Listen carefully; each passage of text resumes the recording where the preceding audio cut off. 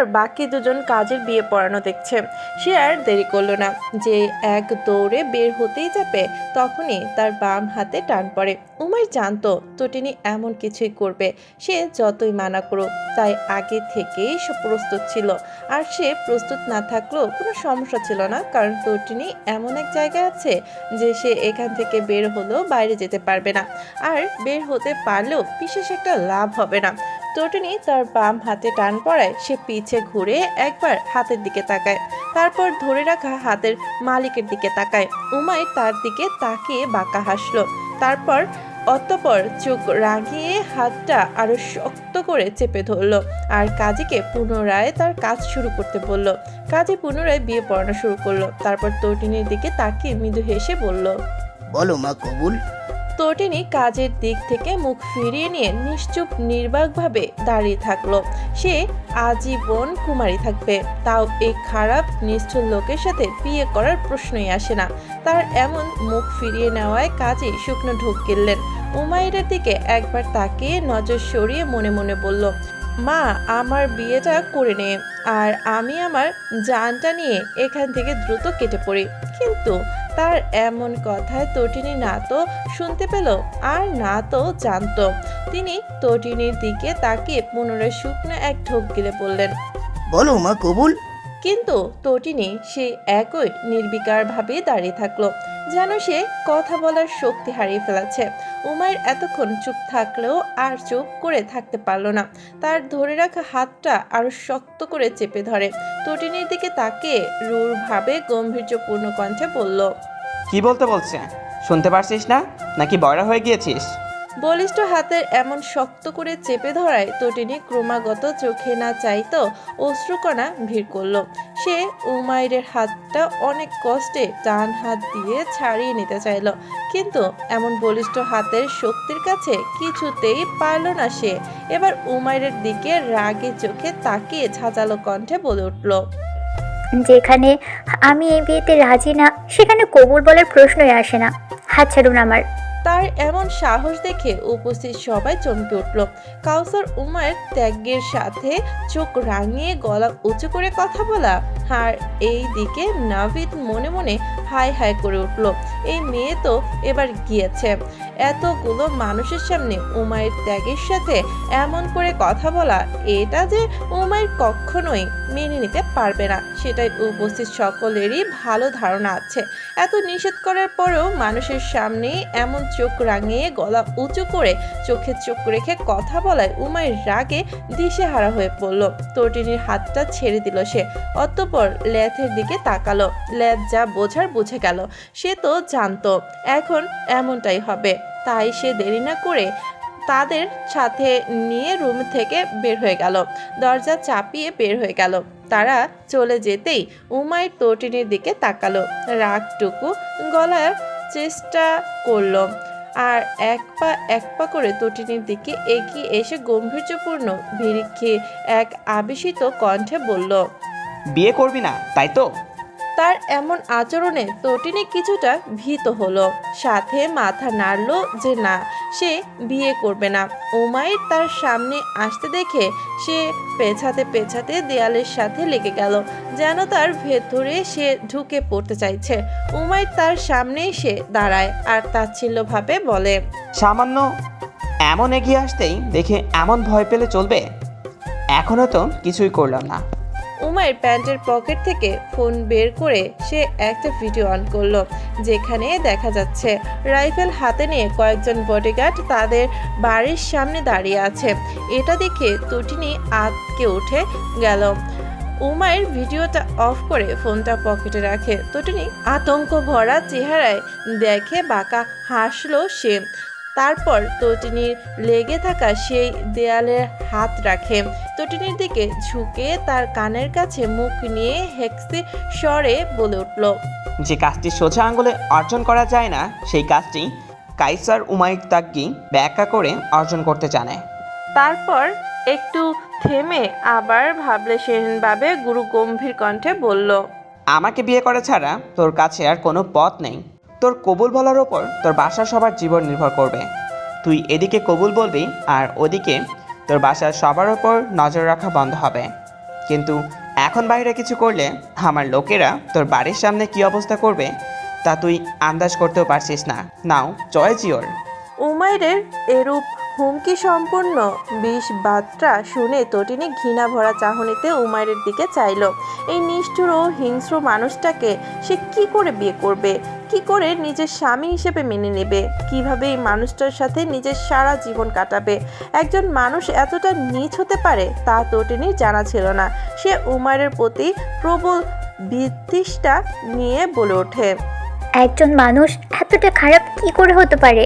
উমাইর তার কালো বর্ণের চক্ষু ধারা তটিনীর দিকে চাইল। পরিপূর্ণ রূপে তার চোখে চোখ রাখলো। তার চাহনিতে বিরাজ করছে সূক্ষ্ম প্রহেলিকা, যা এক দেখায় কখনোই বোধগম্য হওয়া সম্ভব নয়। সে তটিনীর প্রতি দেবপূর্ণ বচনে বলল, আমি ঠিক কতটা খারাপ হতে পারি তা তোর ধারণাত্রী। একটু থেমে তটিনীর দিকে আরেকটু ঝুঁকে হেক্সি টোনে বলল, because I have come into your life not as a hero but as a villain। এবার বল, এখনো বিয়ে করবি না? তটিনী তাকে দুই হাত দিয়ে উমাইরকে দূরে সরানোর চেষ্টা করে, কিন্তু এমন জিম করা বলিষ্ঠ দেহের সাথে কি আর সে পারবে? এক চুল পরিমাণও সরাতে পারল না। এটা দেখে উমাইর তার ছেলের সাথে বলল, যে কাজটা জানিস পারবি না, তবুও বেকার চেষ্টা করে তুই কি পাস? কিছুই তো পাস না, অকারণ সময় নষ্ট করিস। উমাইর তটিনীর থেকে দূরে সরে যেয়ে আবারও রূঢ়ভাবে গম্ভীর কণ্ঠে বলল, কাজে আসবে ভালোই ভালোই, এবার বিয়েটা করে নিবি, কোনো রকম ন্যাকামি যেন না দেখি। সে ফোন হাতে নিয়ে ল্যাথকে কল দিতেই যাবে, তখনই তার শ্রবণেন্দ্রিয় প্রবেশ করে তটিনীর গম্ভীর কণ্ঠের কথা। আমি করব না এই বিয়ে। আপনি যে এমন কিছু করতে পারেন তা আমার আগেই ধারণা করা হয়ে গিয়েছিল, কিন্তু আমি এতে ভয় পাই না। তাদের যদি এখন এভাবে মৃত্যু লেখা থাকে তো হবে। তার এমন কথায় উমাইর তার দিকে অবাক দৃষ্টিতে তাকিয়ে থাকলো। তার এই 29 বছরের জীবনে কখনো এতটা অবাক হয়নি যতটা এই মেয়ের সাথে দেখা হওয়ার পর থেকে হচ্ছে। আগে কয়েকবার অল্প অবাক হলেও আজকের পরিমাণটা যেন একটু বেশি ছিল, কিন্তু তার এই অবাকের বিষয়টি তটিনীকে বুঝতে দিল না। উমাইর তার এমন কথায় এবার আশ্চর্য চক্ষু গিলে নিয়ে তাচ্ছিল্যভাবে বাঁকা হেসে বলল, সত্যি তোর কিছু যায় আসে না বুঝছি। আচ্ছা তাহলে তাদের মেরে ফেলতে বলি, কি বলিস? এমনিই শুনলাম তোর মার নাকি আবার শরীর খারাপ করেছে, একটু আগেই নাকি হসপিটাল থেকে বাসায় নিয়ে আসলো। তটিনীর বুকটা কেঁপে উঠল। সে তো জানতো তার মার শরীর খারাপ, এখন আরো বেশি হয়েছে বুঝি। তা না হলে তো হসপিটালে যাওয়ার কথা না। আগে যতই বুকে পাথর বেঁধে অমন উত্তর দিক, এবার আর কিছু বলার সাহস করতে পারলো না, কারণ সে জঙ্গল দেখেছিল সেদিন ও তার বডিগার্ডদের হুকুম দেওয়ার পর তারা কি ভয়ঙ্করভাবেই না মেরেছিল। সে চোখ বুজে একবার ভাবলো যদি তার মা ভাইয়ের সাথে এমন করে, সে সাথে সাথে চোখ খুলে নিল। তার পক্ষে কখনোই সম্ভব নয় এটা দেখার বা আদেশ দেওয়ার। সে কিছু বলল না, সাহসে কুলালো না কিছুই বলার। এটা দেখে উমার বাঁকা হাসলো। সে জানতো তটিনী বিয়েতে রাজি হবে না, তাই আগে থেকে সব ব্যবস্থা করে রেখেছিল। উমার ল্যাদকে কল দিয়ে তাদের নিয়ে আসতে বলল, আবার কাজী বিয়ে পড়ানো শুরু করলো। তটিনীর দিকে তাকিয়ে আগের মতোই বলল, বলো মা কবুল। তটিনী এত চেষ্টা করেও বিয়ে আটকাতে না পারায় তার রাগে দুঃখে চোখে অশ্রুতে টলমল হয়ে উঠত। ওই টলমলে চোখ নিয়ে উমাইরের দিকে ঘৃণার দৃষ্টিতে তাকিয়ে থেকে কাঁপা কাঁপা গলায় বলল, মানুষকে নয়, অমানুষকে, শুধু জঘন্য নয়, ঘৃণিত আপনাকে নিজের জীবনসঙ্গী নয় শত্রু হিসেবে গ্রহণ করে নিলাম। কবুল কবুল কবুল। তটিনীকে এভাবে কবুল বলতে দেখে উমাইরের ললাটে ভাঁজ পড়ল। তাকে কবুল বলে বিয়ে করলো নাকি গালাগালি দিল, সে এই নিয়ে কনফিউজড হয়ে পড়ল। কাজী যখন তাকে কবুল বলার জন্য বলল, তখন সে থমথমে এবং গম্ভীর্যপূর্ণ কণ্ঠে রূঢ়ভাবে বলল, এই কাজে আমি এই কবুল মানি না, ওকে আবার ভালো করে কবুল বলতে বল, নয় গুলি মেরে তোর খুলি উড়ে দিব। তার এমন কথা শুনে কাজী পড়ল মহাবিপাকে। তার মনে মনে বলল, যত দোষ নন্দ ঘোষ। সে কি তাকে ওইভাবে কবুল বলার জন্য বলেছিল নাকি? আর নাচও শিখিয়ে দিয়েছে, তবুও এখানে তার খুলি নিয়ে টানাটানি শুরু হয়ে গেছে।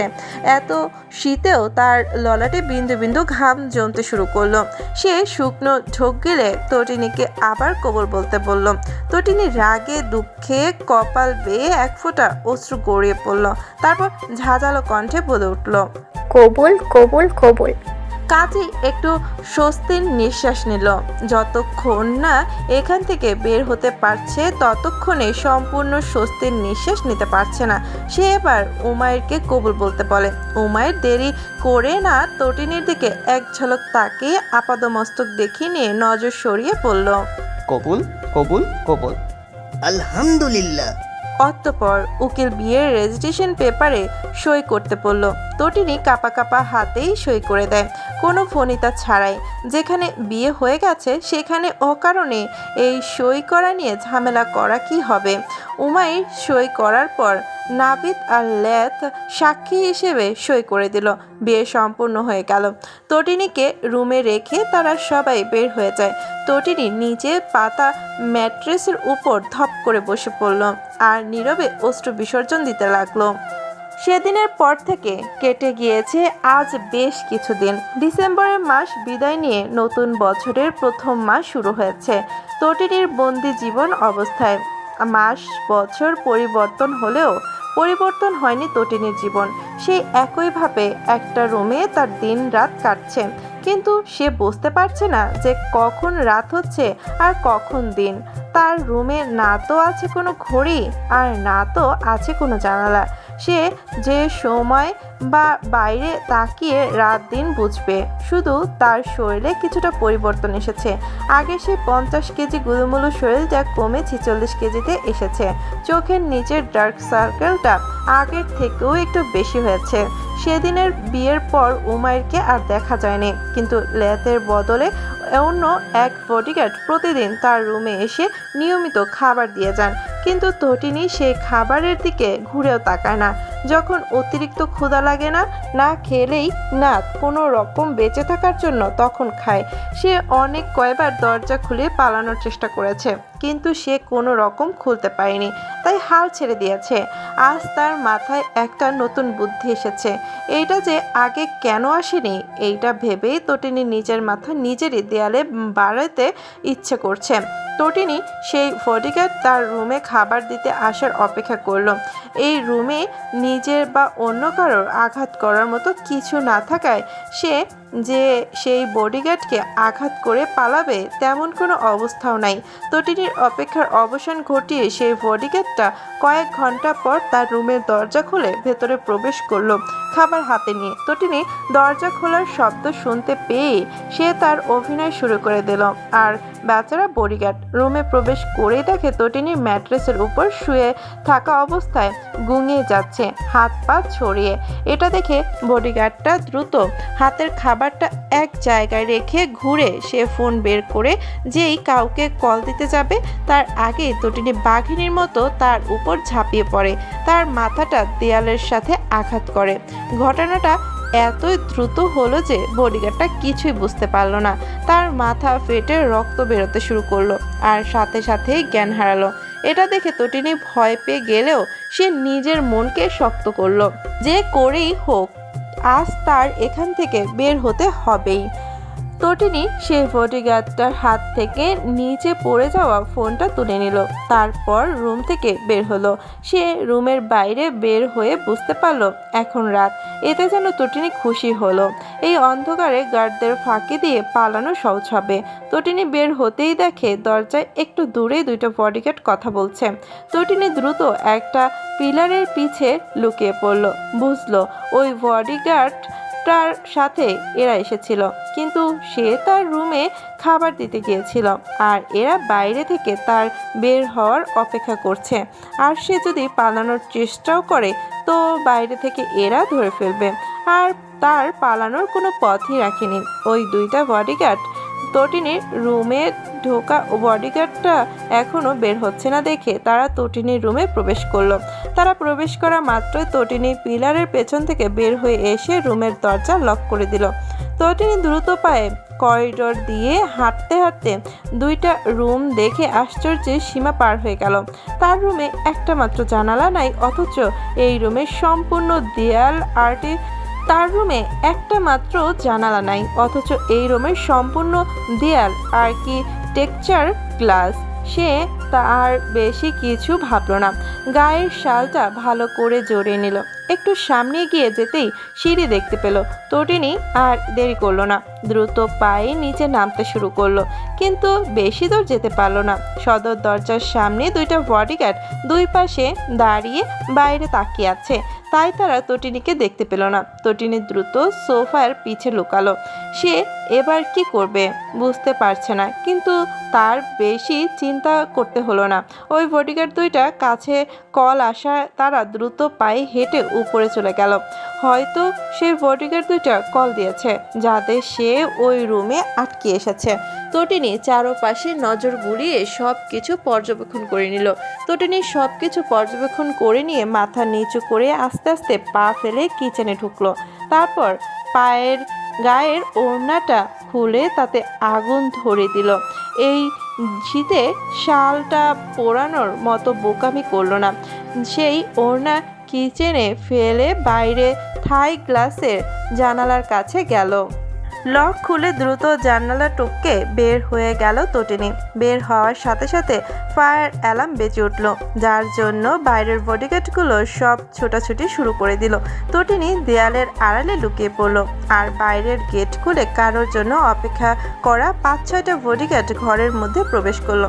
হয়তো তারাও এতক্ষণ তার পালানোর খবর সবাই পেয়ে গিয়েছে। গেটে আর মাত্র 2জন আছে। প্রাচীর টপকে পালানো সম্ভব নয়, কারণ প্রাচীরগুলো তার থেকে 2 ডাবল উঁচু, আবার তার মাথায় তার কাটা দেওয়া। রাত হলেও বাইরে লাইট জ্বালিয়ে রাখার জন্য এই কুয়াশাচ্ছন্ন রাতেও সে বুঝতে পারছে। তার হাতের মুঠোয় থাকা ফোনটা বের করে ইচ্ছা করে ফোনের রিংটং বাজালো, আর ফোনটা তার থেকে কিছু দূরে ঝোপের মধ্যে ছুঁড়ে ফেললো। বডিগার্ড 2টা ফোনের রিংটনের বাজনা শুনে দৌড়ে ওই দিকে গেল, আর তটিনী ঝড়ের গতিতে দৌড়ে গেটের বাইরে চলে গেল। দৌড়াতে দৌড়াতে তটিনী এক জায়গায় দাঁড়িয়ে হাঁটুতে ভর দিয়ে হাঁপাতে শুরু করলো। তার শ্বাসকষ্টের সমস্যা থাকায় বেশি দূর পর্যন্ত দৌড়াতে পারল না। সামান্য এইটুকু দৌড়ে তার মনে হচ্ছে তার জানটা বের হয়ে আসলো বলে। তটিনী এবার সোজা হয়ে দাঁড়িয়ে চারদিকে তাকিয়ে এমন গভীর জঙ্গল দেখে তার মাথা ঘুরে আসলো। জানুয়ারি মাসের শীতের রাতে ঘন জঙ্গল যেন আরো বেশি নিঃশব্দ। চারদিকে কুয়াশা এমন এক নিরিবিলি অন্ধকার করে রেখেছে যে সে তার 1 হাত দূরের কিছু স্পষ্ট দেখতে পাচ্ছে না। গাছের পাতাগুলো যেন হিমেল ছোঁয়ায় ভারী হয়ে নীরবে দাঁড়িয়ে আছে, সাথে শীতল হাওয়া। মাটির নিচে শুষ্ক পাতাগুলো চুপচাপ পড়ে আছে, আর মাঝে মাঝে এই নীরবতাকে ভেদ করে অদূরে শিয়াল, পেঁচা আরও রাত চড়া পাখির ডাক ভেসে আসছে। ঝোপঝাড়ের ভেতর থেকে অস্পষ্ট শব্দ শুনে মনে হচ্ছে হয়তো কোনো বুনো প্রাণী তাদের রাতের অভিযানে বেরিয়েছে। দূরে কোথাও জোনাকির মৃদু আলো একরাশ কুয়াশার ভেতর ক্ষণিকের জন্য ঝিলমিল করছে। কুয়াশার জঙ্গল যেন এক মোহময় আচ্ছানন্দন ঢাকা পড়েছে। তটিনী এতক্ষণ দৌড়ে আসার জন্য শীত তেমন একটা বুঝতে পারেনি। এবার এতক্ষণ দাঁড়িয়ে থাকার জন্য শীতের ঠান্ডা হওয়ায় তার গায়ে কাঁপন ধরে দিচ্ছে। তটিনীর মনে হচ্ছে চারদিকে এমন কুয়াশার জন্য এই জঙ্গলকে রহস্যময় করে তুলেছে, যা এই গভীর জঙ্গলকে আরও ভয়ঙ্কর এবং ভৌতিক লাগছে। তটিনীর গায়ের শালটা ভালো করে জড়িয়ে নিল। সে যতই নিজেকে শক্ত করে রাখার চেষ্টা করুক না কেন, তবুও তার ভয়ে গা হিম হয়ে আসছে। চারদিকে শুধু জঙ্গল আর জঙ্গল। তটিনী আবার দ্রুত পায়ে হাঁটতে শুরু করলো, তা না হলে বডিগার্ডগুলো তার যখন তখন ধরে ফেলতে পারে। তটিনী যতই এগিয়ে যাচ্ছে ততই মনে হচ্ছে সে গভীর জঙ্গলের মধ্যে প্রবেশ করছে, কেমন গোলক ধাঁধায় পড়ে গিয়েছে। যেদিকেই যাক মনে হচ্ছে সে ঘরে ফিরে এক জায়গায় এসেই দাঁড়াচ্ছে। তার চোখে শুধু জঙ্গলই বাজছে, বের হওয়ার কোনো রাস্তাই দেখতে পারছে না। তার কেমন কান্না চলে আসছে, সে কিছুই বুঝতে পারছে না যে কোন দিক গেলে সে রাস্তা পাবে। তার কেমন দিশেহারা লাগছে। সাথে পায়ে কিছু না পড়ার জন্য ইট পাথরের ছোট্ট ছোট্ট টুকরা পায়ে লাগছে, দুই একটা কাটাও ফুটেছে। এইভাবে চলতে থাকলে সে আর বেশি দূর যেতে পারবে না। তটিনীর ভাবনার মাঝে শুকনো পাতার ওপর কয়েকজনের হেঁটে আসার মর্মর শব্দ শোনা গেল। সে বুঝতে পারল এরা বডিগার্ড আর তাকে খুঁজছে। তটিনী দ্রুত পায়ে হাঁটতে শুরু করলো আর মনে মনে বলতে লাগলো, আমি আর ওই বন্দি জীবনে যেতে চাই না। তটিনী পালা, যে করে হোক তোকে আজ পালাতেই হবে, এদের হাতে ধরা পড়লে চলবে না। তটিনীর হাঁটার মাঝেই তার পা থেমে গেল। গভীর জঙ্গলের নিস্তব্ধতা ভেঙে আচমকা শোনা গেল এক শীতল তীক্ষ্ণ শীষ। শীষটি যেন এই শীতল বাতাসে কাঁপন ধরিয়ে দিল, সাথে তটিনীকেও। তার সুরে ছিল এক ধরনের অস্বাভাবিকতা, যা স্বাভাবিকের শীতের মতো নয়। তটিনীর মনে হলো এ যেন অজানা আশঙ্কার ইঙ্গিতবাহী। জঙ্গলের রাত চড়া পাখিগুলো হঠাৎ থেমে গেল।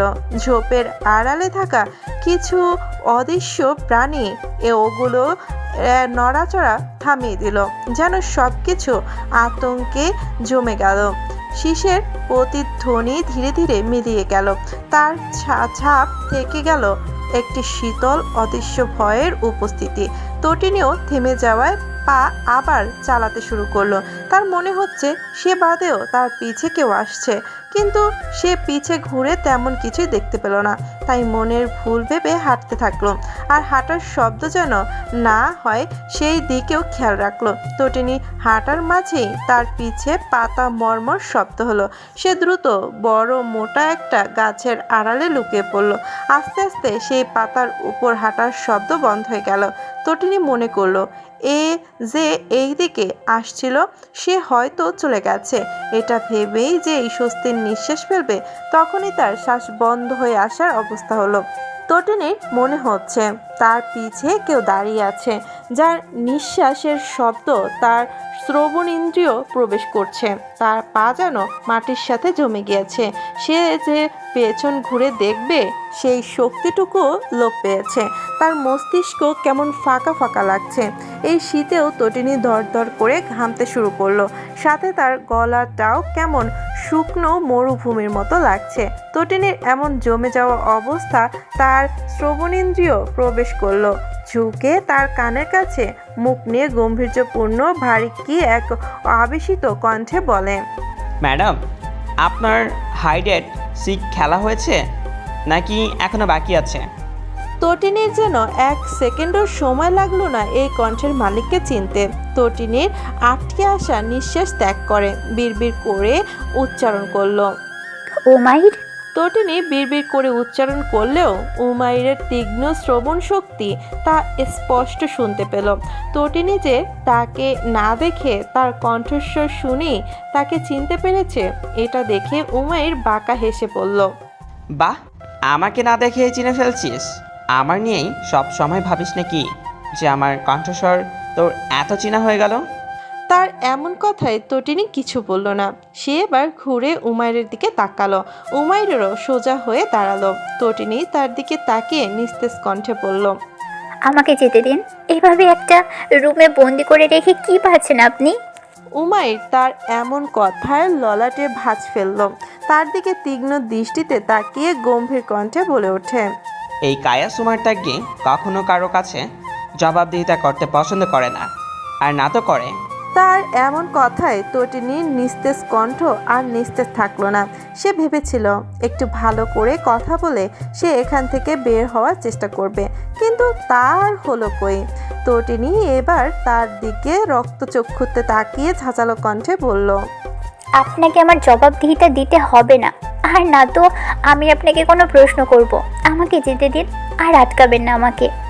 এমন তীব্র কথায় উমাইর এবার ধীরে ধীরে গম্ভীর হয়ে তার দিকে তাকালো। তারপর এক মুহূর্ত নষ্ট না করে গম্ভীর কণ্ঠে বলল, আমার সাথে এভাবে গলা উঁচু করে কথা বলতে নিষেধ করেছি। আবার এভাবে কথা বললে সত্যি তোর জিভ টেনে ছিঁড়ে ফেলবো আমি। কিন্তু তার এমন কথায় তটিনীর মাঝে কোনো ভাবান্তর দেখা গেল না। সে শুধু ব্যঙ্গাত্মক স্বরে বিড়বিড় করে বলে উঠল, খালি জিভ টেনে ছিঁড়ে ফেলবো করে। মনে হচ্ছে এটা তার বাপের সম্পত্তি। সে বিড়বিড় করে বললেও উমায়ের তা স্পষ্টভাবে শুনতে পেল। অতঃপর ভুরুজোড়া কুঞ্চিত করে গম্ভীর গলায় বলল, তোর জিদ না, এখন তুই নামক সম্পূর্ণটাই আমার সম্পত্তি হয়ে গিয়েছিস। তটিনী থতমত খেয়ে গেল, কিন্তু উমায়ের কথা তাচ্ছিল্যের সাথে হেসে উড়িয়ে দিয়ে বলল, জোর করে বিয়ে করলেই আমি আপনার হয়ে গেলাম, এটা যদি ভেবে থাকেন তো আপনি ভুল, কারণ আমি কখনোই আপনার হব না। আমি বলেছি তুই আমার হ। তটিনী রাগে ক্ষোভে ফুঁসে উঠল। তাহলে আমাকে যেতে কেন দিচ্ছেন না? এতে উমাইরের মন যেন আরো উত্তপ্ত হয়ে উঠল। তার রাগ এক মুহূর্তের যেন মস্তিষ্কে চরমভাবে পুঞ্জীভূত হয়ে গেল। সে দাঁতের দাঁত পেশে হিসিয়ে বলে উঠল, অনেক হয়েছে তোর নাটক, এবার ফেরত চল। তার গলার রক্তচক্ষু এবং ভয়ঙ্কর কথা কোনো প্রভাব ফেলল না তার উপর। সে সরাসরি উমাইরের চোখের দিকে তাকে দাঁতের দাঁত চেপে বলল, যাব না আমি। তটিনীর এমন একঘেয়েমি কথায় উমাইর রাগ মস্তিষ্কে কিলবিল করে উঠল। তটিনী কথাটি বলে যেই যাওয়ার জন্য পা বাড়াবে, সেই মুহূর্তে উমাইর তাকে কাঁধে তুলে নিয়ে হাঁটা শুরু করলো। তার এদিকে তটিনী তার সাথে কি ঘটলো বুঝতে কয়েক সেকেন্ড লেগে গেল। যেই বুঝতে পারলো উমাইর তাকে কাঁধে তুলে আবার সে বাড়িতে নিয়ে যাচ্ছে, তখন সে উমাইরকে থামানোর চেষ্টা করলো, সাথে কিল ঘুষিও দিতে ভুলল না। কিন্তু বলিষ্ঠ উমাইরকে কি আর এই সামান্য কিল ঘুষিতে কিছু করতে পারে? সে তার পা থামালো না যতক্ষণ তার গন্তব্যে পৌঁছালো। উমাইর তটিনীকে কাঁধে করে নিয়ে তার ক্ল্যান্ডে স্টাইন হ্যাভেন গোপন ও রহস্যময় আশ্রয়স্থল প্রবেশ করে, আর তার পিছে পিছে আসছে 20 কি 22টা বডিগার্ড, যারা মধ্যে কিছু ক্লায়েন্টে স্টাইন হ্যাভেনের দেহরক্ষী আর বাকিগুলো উমাইরের সাথে থাকা দেহরক্ষী। কয়েক ঘন্টা আগে বডিগার্ডগুলো তখন গেট খুলে উমাইরের জন্য অপেক্ষা করছিল, কারণ সব বডিগার্ডদের লিডার ল্যাদ তাদের এই বিষয়ে অবগত করেছিল। ক্লান্ডে স্টাইন হ্যাভেনের প্রথমে উমাইরের গাড়ি প্রবেশ করে, তারপর তার পিছে পিছে বডিগার্ডদের 2টা গাড়ি। উমাইরের গাড়ি প্রবেশ করার সাথে সাথে তটিনীর খোঁজা বডিগার্ডগুলো দ্রুত উমাইরের সামনে এসে মাথা নত করে দাঁড়িয়ে পড়ে। সাথে প্রত্যেকেরই ভয় এই শীতেও শরীরে ঘাম জমতে শুরু করে। উমাইর গাড়ি থেকে নেমে তাদের প্রত্যেকের ভালো করে পর্যবেক্ষণ করে নেয়, তারপর গাড়িতে হেলান দিয়ে পকেট থেকে সিগারেট বের করে। তার বলিষ্ঠ 2 ঠোঁটের মাঝে সিগারেট রেখে তাতে আগুন জ্বালায়। উমাইর 2 আঙ্গুলের মাঝে সিগারেট নিয়ে বাইরে ধোঁয়া বের করে। কুয়াশাচ্ছন্ন আকাশের দিকে তাকিয়ে গম্ভীর্যপূর্ণ এক শীতল কণ্ঠে বলে, সে পালিয়েছে তাই তো? বডিগার্ডদের মধ্যে একজন পকেট থেকে রুমাল বের করে, তার কপালে বিন্দু বিন্দু ঘামগুলো মুছে নেয়। শুকনো এক ঢোক গিলে সে জিভ দিয়ে ঠোঁটটা ভিজিয়ে নিয়ে রিনরিনে উত্তর দেয়, জি স্যার।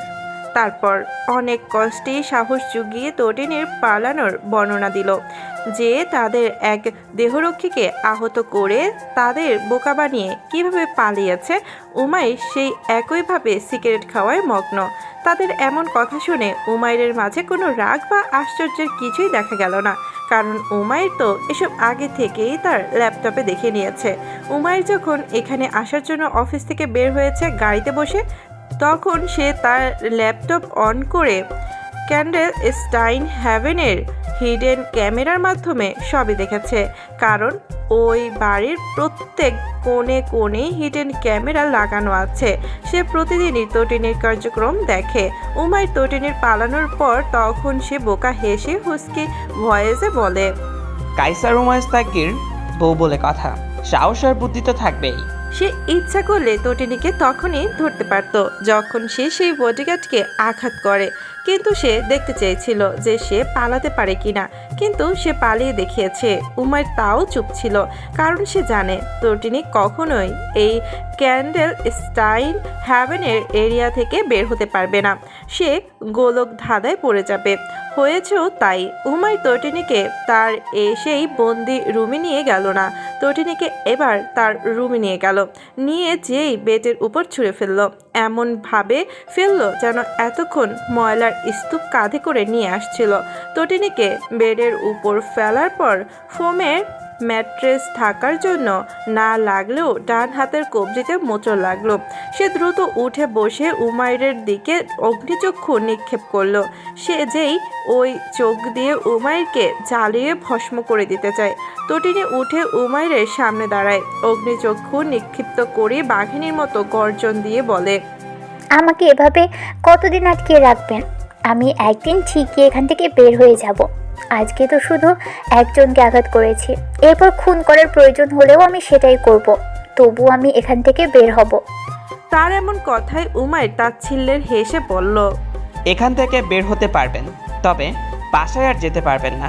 ঘুরে ফিরে সেই আপনাকে এখানেই আসা লাগবে। আমি পালিয়ে দেখিয়ে দিব আপনাকে।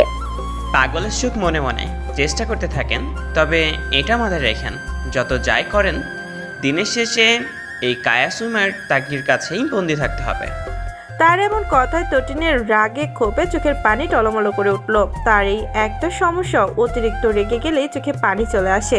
উমার তীক্ষ্ণ দৃষ্টিতে তটিনের ওই রাগে খুবই টলমলো করে ওঠা ঘোলাটে চোখের দিকে তাকালো। সে একটা জিনিস আজ লক্ষ্য করলো, তটিনের চোখের দিকে গভীরভাবে কেউ না তাকালে বুঝতে পারবে না যে তার চোখের মনি কিছুটা বাদামি রঙের। উমাইর নজর সরিয়ে নিয়ে গুরু গম্ভীর কণ্ঠে বলল, খুব হয়েছে তোর দৌড়লাভ খেলা, আর তোর এই রুমে নিয়ে আসলাম মানে এই না যে তোর শাস্তি মাফ করে দিয়েছি।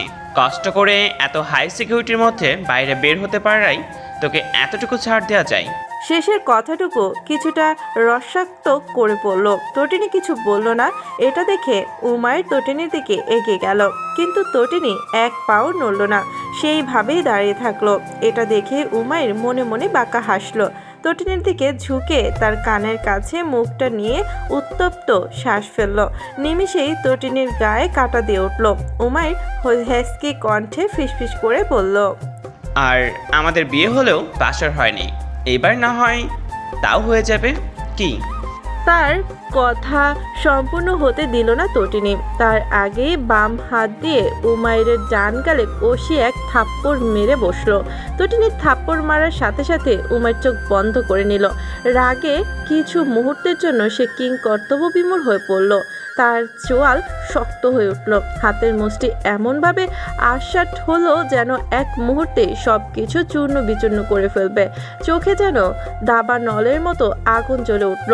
কিছু মুহূর্তের জন্য স্থির হয়ে দাঁড়িয়ে থাকলো, যেন নিজেকে সামলানোর বৃথার চেষ্টা করছে। উমাইরের ভেতরের ক্রোধকে দমন করার চেষ্টা করছিল, কিন্তু পারল না। যখন সে তাকালো তখন সে চোখের দিকে তাকিয়ে যে কেউ বুঝতে পারবে এই রাগ কিছু মুহূর্তের জন্য পাহাড় ধসিয়ে দিতে সক্ষম হবে। তটিনী শহের সীমা অতিক্রম করে ফেলেছে। উমাইরের ক্রোধান্বিত অগ্নিচক্ষুতে প্রগাঢ় ভাবে দৃষ্টি নিক্ষেপ করলো। কর্দি কণ্ঠে ও তটিনী রাগে কাঁপতে কাঁপতে বলল, আমি মানি না এই বিয়ে, আর না তো আপনার মতো অমানুষকে নিজের স্বামী হিসেবে। বুঝতে পেরেছেন আপনি? কোনো খুনি আমার স্বামী হতেই পারে না। আমি বাড়ি যাব। আমাকে আপনি আজকেই এই জঙ্গল থেকে বের করে নিয়ে যাবেন। আমি মানুষ, কোনো পশু পাখি না যে এভাবে আটকে রাখবেন। তটিনী রুম থেকে চলে যাওয়ার জন্য যেই বের হতে যাবে তার আগেই উমাইর একইভাবে দাঁড়িয়ে তার বাম হাত চেপে ধরল। তটিনী চৌকিতে পিছে ঘাড় ফেলালো। দৃষ্টিগোচর হলো উমাইরের ক্রোধান্বিত মুখাবয়ব। তার সারা অঙ্গ কেঁপে উঠল। সমস্ত সাহস ক্রোধ প্রদীপের আলোর মতো এক হাওয়ায় নিভে যাওয়ার মতো নিভে গেল। আর জগতে সমস্ত শঙ্কা এসে ভর করল বক্ষস্থলে। উমাইরের কালো মনির চোখ দুটো রক্তবর্ণ ধারণ করেছে। শক্ত চোয়ালদয়ের মৃদু কম্পন স্পষ্ট দৃশ্যমান। সে রাগের বশে কি করে ফেলেছে ভেবেই তটিনীর সারা শরীর থরথর করে কেঁপে উঠল। কিন্তু যতক্ষণ নিজের ভুল বুঝতে পারল ততক্ষণে অনেক দেরি হয়ে গেছে। যে কাউসার উমাইর ত্যাগের সাথে চোখ তুলে কেউ তাকিয়ে কথা বলতে পারে না, আর তাকে থাপ্পড় সে কোনো দিন তার মা বাবা বা দাদার হাতে মজা করেও কখনো চড় থাপ্পড় খেয়েছে কিনা মনে পড়ছে না। আর দুদিনের এক মেয়ে তার গালে থাপ্পড় মারল। সে তো ওই মেয়েটাকে তখন এমনি তটিনীকে রাগানোর জন্য বলেছিল, তাই বলে থাপ্পড়। নাক উঁচু রাগে উমাইর কি তা কখনো হজম করতে পারবে? না, করবে কখনোই না। উমাইর তটিনীকে হ্যাচকার টানে নিজের কাছে টেনে আনলো। সে তার এক হাত তটিনীর ঘাড়ে রেখে ঘাড় ধরে টানতে টানতে ওয়াশরুমে নিয়ে গেল। বাথটবে পানি ছিল, সেই পানির মধ্যে তটিনীর ঘাড় খুশে ধরলো, যার জন্য তটিনী ঝটপট করতে লাগলো। তটিনী ছটফট করতে করতে উমাইরের হাত সরাতে চাইলো, কিন্তু একে তো এই কয়দিনে ঠিকমতো খাওয়া দাওয়া করেনি, তাই তো শরীর দুর্বল। তার উপর উমাইরের বলিষ্ঠ শক্তপোক্ত হাত, রাগে ক্ষোভে যেন তার শক্তি আরও 10 গুণ বেড়ে গিয়েছে। কোনো সুস্থ মানুষও তার শক্তির সাথে পারবে না, সেখানে তো সে দুর্বল এক নারী। উমাইর তাকে পানি থেকে মাথা তুলে তটিনীর শ্বাস নিতে পারলো কি পারলো না, আবার তাকে বাথটবের পানিতে ঘাড় ধরে মুখ ডুবিয়ে দিল, আর কর্ধে বর্জ্য কণ্ঠে গর্জন করে বলে উঠল, এই কায়া সুমার তাকে এক ইশারা করলে তার বিছানা মেয়ের অভাব হতো না। আর তুই তো আমার নিজের নারী, যা ইচ্ছে করে তাই করতে পারে। তোর এই সাহস অন্যকে দেখাতে আসবি, এই কায়া সুমাইর তাগ্যেরকে না। কিন্তু তার এই কথা তটিনী বুঝতে পারলো কি সন্দেহ। উমাইর তটিনীকে পানি থেকে মাথা তুলে আবার তাতে ডুবিয়ে দিল। তার রাগ কমার বদলে যেন আরও বাড়ছে। সে এখনো মেনে নিতে পারছে না যে সে একটা মেয়ে মানুষের হাতে থাপ্পড় খেয়েছে, তাও আবার বাম হাতের। এটা ভাবতেই তার মাথায় আগুনের মতো ধপধপ করে জ্বলে উঠছে। উমাইর বেশিক্ষণ ধরে না রাখলেও তটিনীর শ্বাসকষ্টের সমস্যা থাকায় তার অল্পতেই হাইপ্রোক্সিয়া অক্সিজেনের অভাব দেখা দিল। উমাইর তটিনীর মাথা তুলে আবার যে ডুবাতে যাবে তার আগেই তটিনী নিস্তেজ হয়ে শরীর ছেড়ে দিল।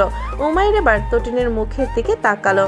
সে যেহেতু তটিনীর শ্বাসকষ্টের রোগের বিষয়ে অবগত নাই, তাই তার এমন অবস্থা দেখে রাগ ভুলে কিছুটা বিহ্বল হয়ে পড়ল। উমাইর তটিনীর অবস্থা খেয়াল করে দ্রুত তাকে শুয়ে দিল। তটিনীর ঠোঁটের রং ফ্যাকাশে হয়ে এসেছে, যা অক্সিজেনের ঘাটতির লক্ষণ স্পষ্ট। শ্বাস একদম ধীরে নিচ্ছে। উমাইর তার এমন কারণ বুঝতে পারছে না। সামান্য এইটুকুতে তো এমন হওয়ার কথা নয়। উমাইর দ্রুত তার ফোন বের করে তার পরিচিত ডক্টর আতাহার চৌধুরীকে কল দিল, আর এক হাত দিয়ে তটিনীর মাথা সামান্য উঁচু করে শ্বাস প্রশ্বাস নিতে সহায়তা করার চেষ্টা করলো।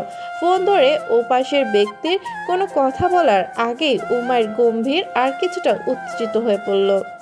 একজনকে সামান্য কিছুক্ষণ পানিতে ডুবিয়ে রাখার ফলে সে নিস্তেজ হয়ে পড়েছে। তোর ঠোঁট ফ্যাকাশে হয়ে গেছে আর আস্তে আস্তে শ্বাস পড়ছে। হয়তো এইভাবে আর কিছুক্ষণ হলে মরে যাবে, আর আমি চাই না সে মরে যাক। এখন তাকে কি করে ঠিক করব দ্রুত বলেন। আর আমি এখন অনেক দূরে আছি, এই মুহূর্তে তাকে ডাক্তারের কাছে যাওয়া বা বাসায় ডক্টর আসা সম্ভব নয়। আতাহার চৌধুরী বুঝলেন ব্যাপারটা, তাই তিনি বেশি দেরি করলেন না, ঝটপট উত্তর দিলেন, যারা শ্বাসকষ্টের রোগী হয় তাদের এসবে অল্পতেই অক্সিজেনের অভাব দ্রুত দেখা দেয়। যদি বাসায় ইনহেলার থাকে তাহলে তাকে দ্রুত সেটা দাও, না হলে যদি শ্বাস খুব ধীরে চলে বা বন্ধ থাকে তবে কৃত্রিম উপায়ে শ্বাস দেওয়ার প্রয়োজন। তাকে চিৎ করে শুয়ে দিয়ে তার মাথা একটু পিছনের দিকে হালকা উঁচু করে, যাতে শ্বাসনালী সোজা হয়। তার নাক চেপে ধরে মুখে মুখে লাগিয়ে গভীরভাবে শ্বাস দেওয়া প্রয়োজন, প্রতি 5 সেকেন্ডে একবার। যদিও শেষের কথাটা আতাহার চৌধুরী কিছুটা ইতস্তত করে বলল, তবে উমাইর আর কিছু না বলে কল কেটে দিল। উমাইর বুঝতে পারল তার এখন কি করা লাগবে, আর যখন বুঝতে পারল তখন তার সারা শরীর মন বিরক্তে ছেয়ে গেল। সে আর দেরি করল না, ফোনটা পকেটে রেখে তটিনীকে কোলে তুলে কাউচের উপর শুয়ে দিল। উঠে দাঁড়িয়ে প্যান্টের পকেট থেকে ফোন বের করে ল্যাদকে কল দিয়ে ডাকতে যেও কিছু একটা ভেবে দিল না। উমাইর পিছে ঘুরে তটিনীর দিকে তাকালো। তার অবস্থা আস্তে আস্তে খারাপ হতে দেখে উমাইর পালঙ্কের উপর বসে তটিনীকে টেনে তার কোলে বসিয়ে দিয়ে তার মাথায় একটু পেছনের দিকে হালকা উঁচু করলো যাতে শ্বাসনালী সোজা হয়। উমাইরের পরের কাজটা করতে যেয়ে তার প্রগাঢ়ভাবে ললাটে ভাঁজ পড়ল। তারপর এক হাতে তটিনীর মাথা ধীরে ধীরে পেছনে ঝুঁকিয়ে চিবুক উপরে তোলার চেষ্টা করলো যেন শ্বাসনালী মুক্ত হয়। অন্য হাতটি তটিনীর ঠোঁটের দুপাশে আঙুল দিয়ে চেপে ধরে তার মুখ খুলল। উমাইর আর কিছু না ভেবে গভীর এক শ্বাস টেনে নিয়ে সে তটিনীর ঠোঁটের মাঝে ঠোঁট রেখে নীরবে শ্বাস দিতে লাগলো। বাতাস তার শ্বাসের মধ্যে মিশে গিয়ে তটিনীর বুক ওঠানামা শুরু করলো। এক মুহূর্তের জন্য যেন সে জীবন ফিরে পেয়েছে। 5 সেকেন্ড পর পর বেশ কয়েকবার তটিনীর ঠোঁটের মাঝে ঠোঁট দিয়ে শ্বাস দিল। যখন দেখলো তটিনীর বুক স্বাভাবিকভাবে ওঠানামা করতে শুরু করেছে তখন সে শ্বাস দেওয়া বন্ধ করে দিল। উমাইর কাউচের উপর তটিনীকে শুয়ে দিল। সে এখন চোখ বুজে জোরে জোরে শ্বাস নিচ্ছে। উমাইর তটিনীর দিকে কিছুক্ষণ তাকিয়ে তাকে পর্যবেক্ষণ করতে থাকলো। এই কয়দিনে মেয়েটা অনেক শুকিয়ে গেছে। তটিনীর রুমে 2টা হিডেন ক্যামেরা আছে যা তটিনীর অগোচরে আছে। উমাইর সেই ক্যামেরার মাধ্যমে প্রতিদিন তার কার্যকলাপ দেখেছে। মেয়েটা একদমই তার অবাধ্য আর সেই জন্যই তার অপছন্দের প্রথম তালিকায় সে আছে। উমাইর ওয়াশরুম থেকে ফ্রেশ হয়ে বের হলো, ট্রাউজার আর টি শার্ট পরে। তারপর বিছানায় শুয়ে থাকা তটিনীর দিকে এক পলক তাকালো। তখন জোরে শ্বাস নিতে নিতে যখন স্বাভাবিক হয়ে এসেছিল তার সাথে ক্লান্ত থাকায় ঘুমিয়ে পড়েছে। সেও আর তাকে কিছু বলেনি। উমাইর নিচে যেয়ে 1 কাপ ব্ল্যাক কফি বানিয়ে নিয়ে আসলো। এই মুহূর্তে তার এটার অনেক প্রয়োজন, মন মেজাজ ঠিক করার জন্য হলেও। তারপর সে বারান্দার পাতা সোফায় বসে কফি খেতে খেতে বিয়ের পর এখানে না আসার কারণ ভাবতে থাকলো। সেদিন বিয়ের পর সেই রাতেই উমাইর কাউসার মঞ্জিলে ব্যাক করেছিল। তার আগে এখান থেকে সোজা চলে গিয়েছিল অ্যাপোলো হাসপাতালে, যেখানে তার দাদা বর্তমানে আইসিইউতে ভর্তি আছেন। সেদিন তটিনীদের বাসা থেকে বাড়ি আসার পথে তার গাড়ি অ্যাক্সিডেন্ট করে না তাদের শত্রুরা করেছিল। তার দাদা বেঁচে গেলেও সেই ড্রাইভারটা বাঁচতে পারেনি, সাথে সাথে মৃত্যুবরণ করেন। তার দাদা প্যাসেঞ্জার সিটে বসে থাকার জন্য বেঁচে গেলেও যেন মরার মতোই আইসিইউতে বাঁচা মরার পাঞ্জা লড়ছে। তারা বাইরের দেশে চিকিৎসার জন্য দিতে চাইলেও ওমরান মাহমুদের যেহেতু বয়স হয়েছে তাই এই সময় এমন জায়গা পরিবর্তন করলে মৃত্যুর ঝুঁকি আছে, তাই আর বাইরের দেশে চিকিৎসার জন্য পাঠাতে পারেনি। তটিনীর সাথে তার দাদার সেই ঘটনাগুলো সে ড্রাইভারকে যখন কল দেয় তার দাদার ওরমানকে খোঁজ নেওয়ার জন্য, তখন সে সব বলে, সাথে বিয়ের কথাও। এই কথা শুনে সে তো রেগে আগুন হয়ে গিয়েছিল যে তার কাছ থেকে পারমিশন না নিয়ে তো তার সাথে কিভাবে এমন একটা বিষয় সিদ্ধান্ত নিয়ে ফেলে। আর সে তার দাদার বাসায় আসার অপেক্ষা করে যে সে আসলে এই বিষয়ে তার সাথে কথা বলে মানা করে দেবে। কিন্তু তার আগেই খবর আসে তার দাদার গুরুতরভাবে অ্যাক্সিডেন্ট করেছে। এটা শুনে তো সে কিছু মুহূর্তের জন্য থমকে গিয়েছিল, কারণ তার বুদ্ধি জ্ঞান হওয়ার পর তার দাদাই ছিল সব। কারণ তার জন্মে দেওয়ার সময় তার মা মৃত্যুবরণ করে। তারপর তার বাবা কাজকে নিজের সাথী করে যখন কাজের জন্য এই দেশে ওদের ছোটাছুটি করত, তখন তার দাদা দাদি তাকে আগলে রাখত। আর তার দাদি তার যখন 8 কি 9 বছর তখন সে স্ট্রোক করে মারা যায়। তারপর তার দাদাই ছিল তার সব, আর তার দাদার সেই ছিল সব। উমাইর মনে করে এইটা তটিনীর জন্যই হয়েছে। তার সাথে যদি দেখা না হতো তাহলে তার দাদার বাসায় যেতে না তো রাত হতো আর না তো শত্রুতা তাকে ক্ষতি করতে পারত। আর তার দাদার যেহেতু ইচ্ছা ছিল তার সাথে বিয়ে দেওয়ার, তাই তার ইচ্ছে পূরণ করাই এই বিয়ে, সাথে শাস্তি দেওয়া হবে। তারপর নতুন এক প্রজেক্ট হাতে নেওয়ার জন্য সময় বের করে আসা হয়নি। আজ একটু সময় পেয়েছিল, তাই সোজা অফিস থেকে এখানে চলে এসেছে। উমাইরের কফি শেষ হয়ে যাওয়ায় পরও বারান্দায় বসে থাকলো। কিছুক্ষণ পর সে উঠে বারান্দার কফির কাপটা রেখে রুমে চলে আসলো। এখন একটু ঘুমানোর প্রয়োজন। দেয়াল ঘড়ির দিকে তাকিয়ে সময় দেখে নিল। রাত এখন 1:45 বাজে। সে আর দেরি করলো না, তটিনীর পাশে যথেষ্ট দূরত্ব রেখে লেপ গায়ে দিয়ে শুয়ে পড়ল।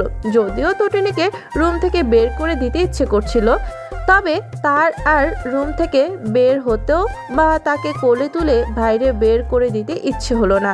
সে কিছু মুহূর্তের মধ্যে ঘুমিয়ে পড়ল। উমাইর ঘুমিয়ে যাওয়ার কিছুক্ষণ পর তার বুকে ভারী কিছু অনুভব করলো। পাড়ায় ঘুম ভেঙে গেল। তার ঘুম পাতলা হওয়ার কারণে অনুভব করার সাথে সাথেই চোখ থেকে ঘুম ছুটে গেছে। সে তার বুকের দিকে তাকিয়ে ভারী অনুভবের কারণ বুঝতে পারল। তটিনীর শীত লাগার কারণে উমাইরের লেপের মধ্যে উষ্ণতা পেতে আস্তে আস্তে ঘুমের ঘোরে তার সাথে লেপটে গিয়েছে। এমনভাবে লেপটে আছে যেন তার বুকের মধ্যে ঢুকে পড়তে চায়। উমাইরের মেজাজ খারাপ হওয়ার সাথে কেমন একটা অনুভূতি হলো, কিন্তু সে সেটা বুঝতে পারল না। তারপর তটিনীকে তার বুক থেকে সরাতে যেয়ে তার গায়ে হাত দিয়ে বুঝলো তার গায়ে জ্বর এসেছে। উমাইর এটা দেখে ল্যাপের মধ্যে থেকে বের করে দিতে যেয়েও দিল না, কিন্তু বুক থেকে সরিয়ে কিছুটা দূরে সরিয়ে দিল আর বিড়বিড় করে বলল, এখন এখানে যদি আমি হতাম তাহলে নিশ্চিত আগে 2-1টা থাপ্পড় দিতেই বলতো আমি তার ইজ্জত হরণ করতে এসেছি। উমাইর এবার চোখ বন্ধ করে ঘুমানোর আগে আফসোসের ভঙ্গিতে বলল, হতাশ, আজ মেয়ে মানুষ বলে এইটা আমি বলতে পারলাম না। জানুয়ারি মাসের প্রথম দিকে এক মিষ্টি শীতের সকাল। জঙ্গলের গভীরের কালো ডুপ্লেক্স বাড়িটা কুয়াশার চাদরে ঢেকে যেন আরও রহস্যময় হয়ে উঠছে। বাড়ির গাঢ় দেয়ালের উপর কুয়াশা আর স্নিগ্ধ সকালের আলো মিলে এক অনিবার্য ছায়া প্রচ্ছাদনার খেলা তৈরি করছে। চারপাশের গাছপালা শিশির ভেজা পাতা চকচক করছে, আর বাড়ির কালো রঙের সাথে মিলে মিশে এক নিঃশব্দ অথচ প্রগাঢ় পরিবেশের জন্ম দিয়েছে। সকালের আলো জঙ্গলের ভিতর দিয়ে ছড়িয়ে পড়তে চাইছে, কিন্তু কুয়াশা ঘন পর্দা যেন তাকে আটকে রেখেছে। বাড়ির ছাদের কিনারায় জমে থাকা শিশির বিন্দুগুলো ধীরে ধীরে টুপটাপ মাটিতে পড়ছে। জঙ্গলের গভীরে উমাইরের ক্যান্ডেলস্টাইন হ্যাভেনের তখনও শীতের হালকা কুয়াশায় মোড়ানো, দূরে পাখির ফিসফিস করা ডাক আর মৃদু বাতাসের শোষর শব্দে চারপাশ এক অপার্থিব শান্তিতে ভরা। জঙ্গলের সাথে যেন বাড়িটি মিশে আছে। শীতের মিষ্টি সকালে রুমটিতে যেন নীরবতার কম্বল জড়ানো। বড় জানালার ওপার থেকে কুয়াশাচ্ছন্ন মেঘলা আকাশের স্নিগ্ধ আলো এবং কালো দেয়ালগুলো ছুঁয়ে নেমে এসেছে। সাদা বিছানায় ঘুমিয়ে থাকা তটিনী গভীর ঘুমে আচ্ছন্ন, যেন শীতের শান্তিময় উষ্ণতায় জড়িয়ে পড়েছে। ঘুমন্ত তটিনীর নিঃশ্বাসের মৃদু শব্দ ছাড়া ঘরে যেন সব কিছু থমকে আছে। সময় যেন শীতের সকালে গাঢ় ঘুমে হারিয়ে গেছে। বিছানায় নরম লেপে এখনো সে মোড়ানো, তার মুখে ক্লান্তির ছাপ স্পষ্ট, যেন রাতের অস্বস্তি এখনো শরীরে রয়ে গেছে। এখন ভোরের ঠান্ডা বাতাস ঘরের ভেতর ঢুকে মৃদু শীতলতা ছড়িয়ে দিয়েছে, কিন্তু তা যেন তার শরীরকে একটু একটু করে আরাম দিচ্ছে। ঘরের নিস্তব্ধতা ভেদ করে শুধুমাত্র ঘড়ির কাঁটার মৃদু শব্দ শোনা যাচ্ছে। তটিনীর নিঃশ্বাসের ছন্দের সাথে মিলে মিশে সেই টিকটিক শব্দ যেন সময়ের গতি অনুসরণ ছড়াচ্ছে। এক গভীর প্রশান্তি এবং নীরবতার মধ্যে সময় যেন একমাত্র জীবন্ত সত্তা। ঘড়ির টিকটিক শব্দে তটিনীর আরামের ঘুমে ব্যাঘাত ঘটে। তার ললাটে ভাঁজ পড়ল। সে আস্তে আস্তে চোখ মেলে নিজের অবস্থানটা বোঝার চেষ্টা করে। সে অন্য এক রুমে আছে দেখে চমকে উঠলেও আস্তে আস্তে তার কালকের সব ঘটনা মনে পড়তে থাকে। আর যখন গতকাল রাতে উমাইরের করা ব্যবহারগুলো মনে পড়ে, তখন তার উমাইরের প্রতি একরাশ ঘৃণা জন্মায়। কিন্তু উমাইরের কৃত্রিম উপায়ে শ্বাস দেওয়াটা সে অচেতন অবস্থায় থাকার জন্য মনে করতে পারল না। যদি মনে পড়তো তাহলে হয়তো সে এতক্ষণে ওই ঠোঁট আর আস্ত রাখত না। তটিনী উঠে বসে দেখে পালঙ্কে সে একাই শুয়ে আছে। তার পাশে উমায়ের নেই, হয়তো চলে গিয়েছে আবার, নাকি তার পাশেও এই রুমেই সে ছিল নাকি সে ঠিক মনে করতে পারছে না। কিন্তু তার একদিক দিয়ে ভালো হলো, ওই বন্দি ঘর তো আর থাকা লাগবে না, এখান থেকে তার পালাতে আরও সহজ হবে। এটা ভেবেই তটিনী মন খুশিতে বাকবাকুম করে উঠল। সে খুশি মনে এই রুমের চারপাশে নজর বুলিয়ে নিল। বিশাল ফ্লোর টু স্লিং জানালাগুলো ঘরের একপাশে উন্মুক্ত হয়ে দাঁড়িয়ে আছে। জানালার কাচের ওপাশে সারি সারি সবুজ গাছপালার মৃদু ছায়া এক টুকরো মায়াবী বনানী রচনা করছে। কালো পর্দাগুলো যেন এক নীরব সারক্ষী, বাইরের জগতের আলোটুকুকে নিয়ন্ত্রণে রাখতে।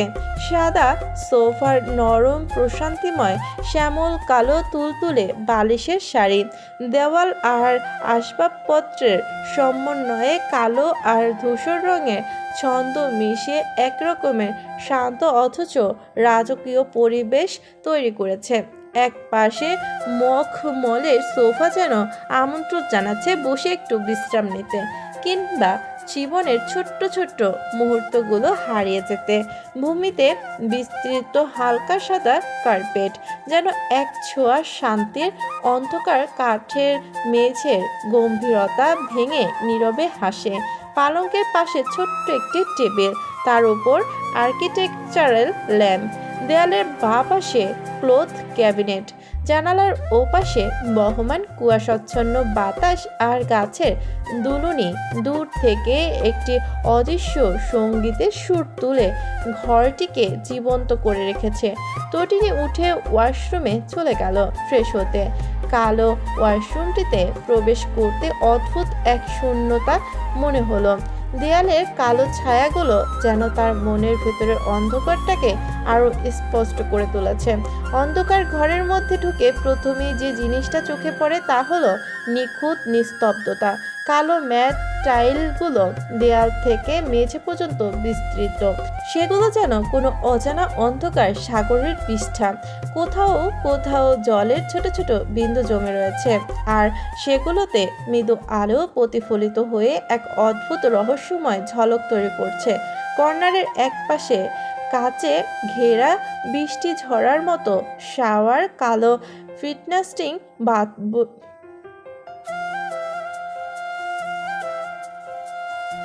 কালো ফ্রিস্ট্যান্ডিং বাথটবটি যেন কালো পাথরের পটভূমিতে শুয়ে আছে। একটি ঠান্ডা হাওয়া ভেতরের নীরবতাকে কাঁপিয়ে দিল। সেই হাওয়ার সঙ্গে হালকা সাবানের সুবাস মিশে আছে। সিঙ্কের উপর কালো পাথরের বেসিনটি পাথরের মতোই নির্লিপ্ত। সাদা মার্বেল স্ল্যাবের উপর দাঁড়িয়ে থাকা কালো বেসিনটি যেন কালো ও সাদার এক অপরূপ প্রতিযোগিতা। বেসিনের পাশে রাখা ছোট্ট একটি সাদা তোয়ালে অন্ধকারের ভেতর হঠাৎ করে কোনো আলোক বিন্দুর মতো। আয়নাটি বড় ফ্রেমহীন কালো দেয়ালের মধ্যে সেটি আরও গভীর দেখায়।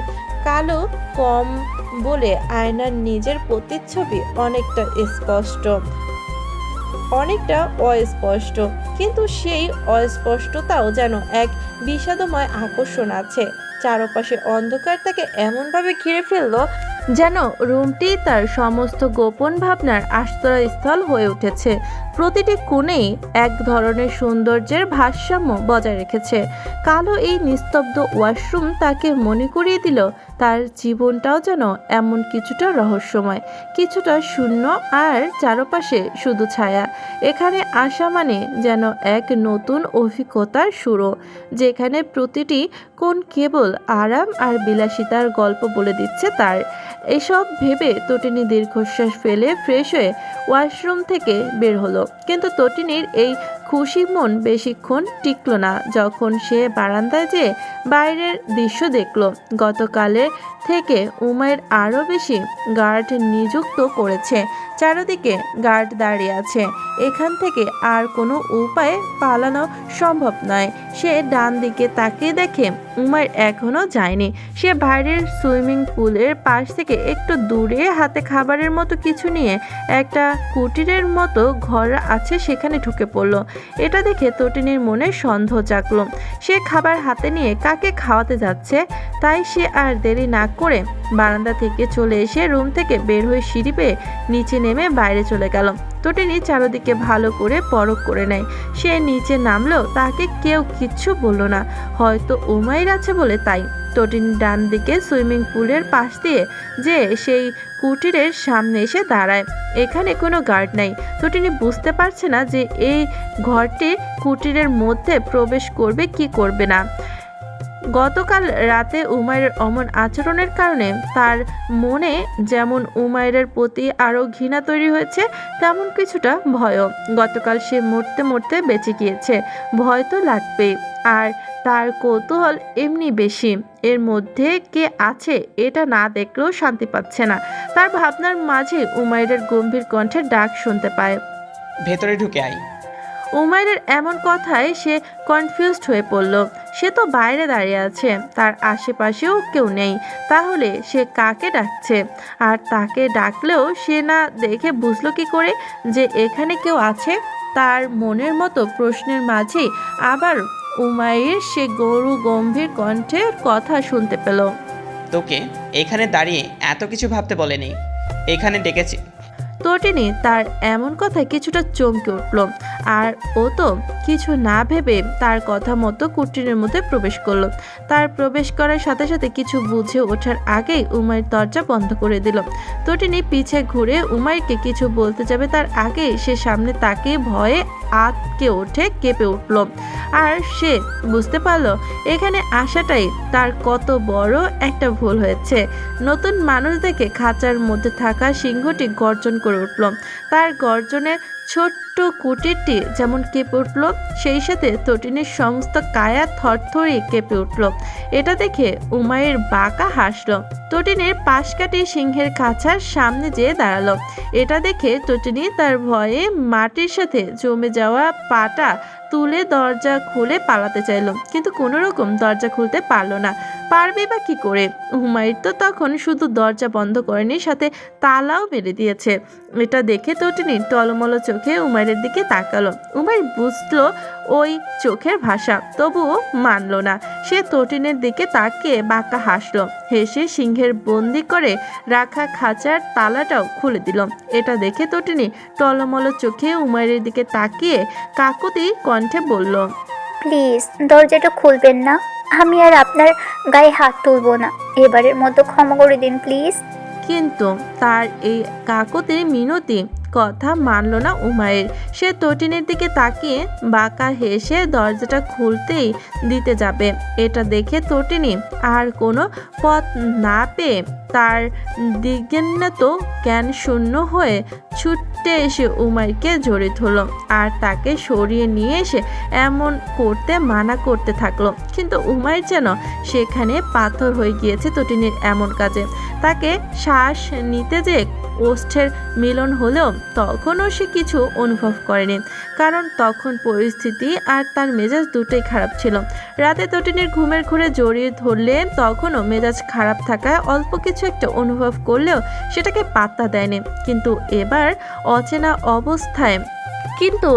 চেতনা অবস্থায় এমন জড়িয়ে ধরে মেয়েদের থেকে শত হাত দূরে থাকা উমাইরের শরীরে যেন কারেন্টের মতো ঝটকা লাগলো।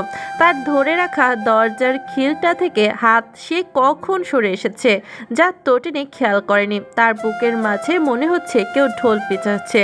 এই অনুভূতি আজ প্রথম। সে আগে কখনো এমন অনুভূতির সাথে পরিচিত হয়নি। এই অনুভূতি হওয়ার কারণ সে বুঝতে পারল না। তটিনীর শরীরে রাগ আছে জানতো, কিন্তু সেই রাগের সঙ্গে যে বিদ্যুতের ঝলক মিশে আছে তা যেন আজ নিজের হাড়ে হাড়ে টের পেল উমাইর। সিংহের গর্জনে উমাইরের ধ্যান ভাঙল। সে আর সহ্য করতে পারল না। এক ছটকায় তটিনীকে নিজের বক্ষ থেকে সরিয়ে নিয়ে থমথমে এক গম্ভীর কণ্ঠে বলল, তোর শরীরে যে রাগের আগুন আছে সেটা জানতাম, কিন্তু তোর স্পর্শ যে বিদ্যুৎ ঝলসানো ঝাঁজ আছে সেটা জানতাম না। তার এমন কথায় তটিনী ভয় বাদ দিয়ে বিহম্বল হয়ে উমাইরের দিকে তাকিয়ে থাকলো। তার শেষের কথার মানেটা বুঝতে পারলো না। এর মাঝে আবার উমাইরের সেই বর্জ্য গম্ভীর কণ্ঠের কথা শ্রবণ ইন্দ্রিয় প্রবেশ করলো। এরপর থেকে আর আমার ছোঁয়ার চেষ্টা করলে আমার থেকে খারাপ আর কেউ হবে না, মাইন্ড ইট। তার এমন কথায় তটিনীর ললাটে ভাঁজ পড়ল। সে যেন তাকে ইচ্ছে করে জড়িয়ে ধরেছিল। সে উমাইরের দিকে তীক্ষ্ণ দৃষ্টিতে তাকিয়ে গম্ভীর কণ্ঠে বলল, কেন? আপনি ভালো নাকি যে তাই খারাপ হবেন? আপনার থেকেও খারাপ কোনো লোক এই বাংলাদেশে আছে কি সন্দেহ? আর আপনার মতো মানুষকে ছোঁয়া তো দূরের কথা, আপনার অস্তিত্বই আমার জীবনে এক অভিশাপের মতো। আপনাকে আমি ঘৃণা করি, বুঝেছেন? তাই তটিনীর কথা শেষ হতে দিল না। তার আগেই উমাইর সিংহের খাঁচার খিলটা খুলে দিল। এটা দেখে তটিনী ভুলে গেল তার একটু আগের বলা কথা।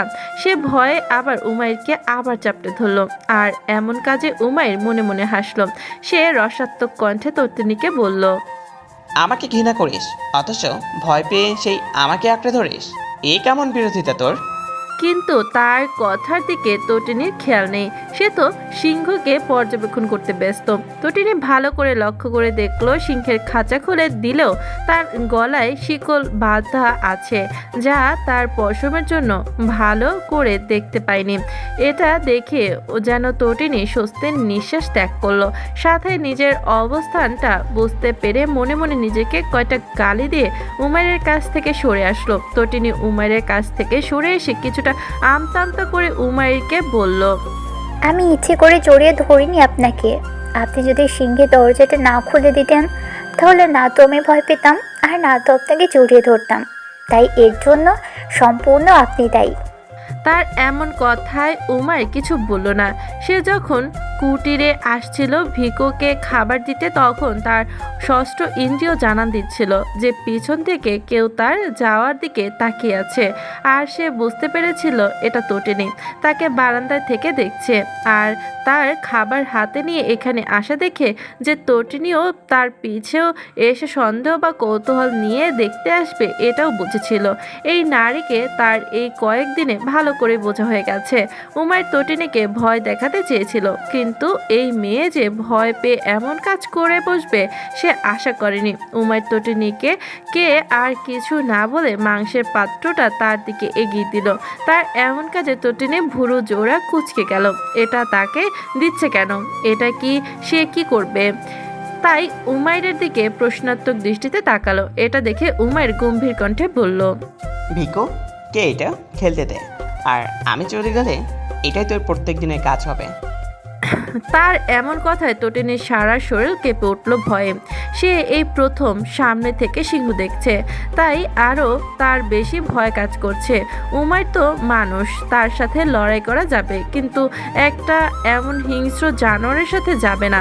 কিন্তু এমন হিংস্র জানোয়ারের সাথে সে কিভাবে লড়বে? তার সামনে যে খেতে দেওয়া তো একটা তার কাছে লড়াই। যেখানে তাকে দেখাই ভয়ে শরীর কেঁপে উঠছে, সেখানে তার সামনে যে খেতে দেওয়া অসম্ভব একটা ব্যাপার তার কাছে। তটিনী একবার সিংহটার দিকে তাকালো, দেখলো সিংহটি চোখ লাল করে তার দিকে তাকিয়ে আছে। মনে হচ্ছে সে তার নতুন খাবার। একবার তাকে ধরতে পারলে হয় হাপুস করে খেয়ে নেবে। তটিনী তার দিকে থেকে নজর সরিয়ে সাথে সাথে উমাইরকে আদেশ প্রত্যাখ্যান করলো, না না না, আমি পারবো না একে খাবার দিতে। আপনি খাওয়ান আর দরজা খুলে দেন, আমি বাইরে যাব, এখানে আর আসবো না প্লিজ। কিন্তু একরক্ষা স্বভাবের উমাইর কি আর তার কথা শুনবে? সে যখন বলেছে তটিনীকে এখন তার সামনে খাবার দিতে হবে, তো তাই করতে হবে। সে তটিনীর হাত চেপে ধরে মাংসের পাত্রটা ধরিয়ে দিল। তটিনীর সাথে সাথে ছোটাছুটি শুরু করে দিল। সিংহটি দেখতে কেমন হিংস্র লাগছে, সাথে তার দিকে চোখ লাল করে কেমন চাপা গর্জন করছে। উমাইর কোনো উপায় না পেয়ে তার উদর জড়িয়ে ধরে টেনে এনে সিংহের সামনে দাঁড় করালো।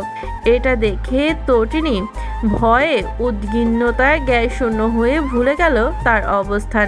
সে এক লাফে উমায়ের গলা জড়িয়ে তার কোলে চড়ে বসলো। তার এমন কাজে উমায়ের হতভম্ব হয়ে তার হাতে মাংসের পাত্রটা সিংহের সামনে পড়ে গেল। এতে সিংহটি রেগে গর্জন করে চোখ আরো বেশি লাল করে তটিনীর দিকে তাকালো, যেন সে অনেক বড় একটা ভুল কাজ করে ফেলেছে। এদিকে উমাইরও মনে হলো এই মেয়ে আজ তার স্পর্শে পাগল করে ছাড়বে। সে এক ঝটকায় তটিনীকে নিজের কোল থেকে নামিয়ে অগ্নিচক্ষু নিক্ষেপ করে আর এক সেকেন্ডও দাঁড়ালো না। গটগট করে হেঁটে দরজার তালা খুলে বাইরে বের হয়ে গেল। এদিকে তটিনী তার করা কাজের কথা মনে পড়তে লজ্জায় সারা শরীর শিউরে শিরশির করে উঠল। তার হলুদ ফর্সা চেহারা লালচে বরণ ধারণ করলো। সে পিছে রাগের গজগজ করতে থাকা সিংহের দিকে এক নজর তাকিয়ে এক ছুট্টে বাইরে বের হয়ে আসলো। এসে একটা স্বস্তির নিঃশ্বাস ফেললো। তার মানে হচ্ছে সে যেন এতক্ষণ সিংহের সামনে দাঁড়িয়েছিল। এটা মনে করতেই তটিনী নিজের মাথায় নিজেই একটা থাপ্পড় মারলো। সে তো এতক্ষণ সিংহের সামনেই দাঁড়িয়েছিল। তটিনী আর কিছু না ভেবে বাসার দিকে হাঁটা দিল আর চারপাশে ভালো করে নজর বুলিয়ে নিল। সেদিনের পর কেটে গিয়েছে আজ 1 সপ্তাহ। উমাইর সেদিন ওই কুটির থেকে বের হয়ে কিছুক্ষণ পরই গাড়ি নিয়ে বের হয়ে গিয়েছিল। তারপর আর ক্যান্ডেলস্টাইন হ্যাভেনে আসেনি। তারও সময় কাটছে শুয়ে বসে। উমাইর চলে যাওয়ার পর রুম থেকে বের হতে পারলেও তা এই বাসার মধ্যেই সীমাবদ্ধ। বাইরে সদর দরজার সামনে গার্ডরা তাকে বাইরে যেতে দেয় না। এটা যে উমাইরের আদেশ সে ভালো করে বুঝতে পেরেছে। তটিনীর মন আজ অনেক খারাপ। সে অনেক দিন হলো মার সাথে কথা বলতে পারেনি। তাকে আজ অনেক মিস করছে। তটিনী মন ভালো করতে রুম থেকে বের হয়ে আজ এই বাড়িটির প্রতিটি কোণ খুঁটিয়ে খুঁটিয়ে দেখতে লাগলো। সে দোতলায় একটা রুম দেখতে পেল, কিন্তু তাতে কোনো তালা দেওয়া নাই। তাই সে দরজা খুলে সেই রুমে প্রবেশ করলো। আর প্রবেশ করতেই মনে হলো সে এতদিন এই বাড়ির প্রতিটি কোণা কেন ভালো করে দেখেনি। এই রুমে আজ ছোট্টখাট্ট একটা লাইব্রেরির সমান বই। রুমটি ছোট, যেখানে সাদামাটা অথচ সুশৃঙ্খল পরিবেশ সৃষ্টি করছে। রুমের 2 দিকে একটি কাঠের বইয়ের তাক স্থাপন করা, যার উপর বইগুলো সুশৃঙ্খলভাবে সাজানো। কিছু বইয়ের কভার রঙিন এবং আকর্ষণীয়। রুমের কেন্দ্রে একটি ছোট্ট কাঠের ডেস্ক এবং তার পাশে একটি আরামদায়ক চেয়ার রাখা। আবার এক কোণে সোফাও রাখা আছে। তটিনী কিছু বই হাতে নিয়ে নাম দেখে নিল। থ্রিলার, রোমান্টিক, ইংরেজিতে লেখা গল্পের বই, উপন্যাস, টুকটাক সব ধরনের বই আছে এখানে। সে বাইরের আলো প্রবাহিত হতে থাকা বড় একটি জানালার দিকে তাকালো, যা বাইরে উঁচু গাছপালা এবং জঙ্গলের মধ্যে দৃশ্য স্পষ্ট দেখা যাচ্ছে। সাথে এক কোণে একটি ছোট্ট টেবিল, যেখানে একটা মোমবাতি। তটিনী নিজের বই পড়ে সময় কাটানোর জন্য কিছু পছন্দ মতো বই নিয়ে সোফায় আতশোয়া হয়ে বসে পড়তে শুরু করে দিল। জানুয়ারির শীতল সন্ধ্যা ধীরে ধীরে শহরের উপর নেমে এসেছে। আকাশে হালকা মেঘের আস্তরণ, দূরে সূর্যের শেষ আভা মিলে গেছে।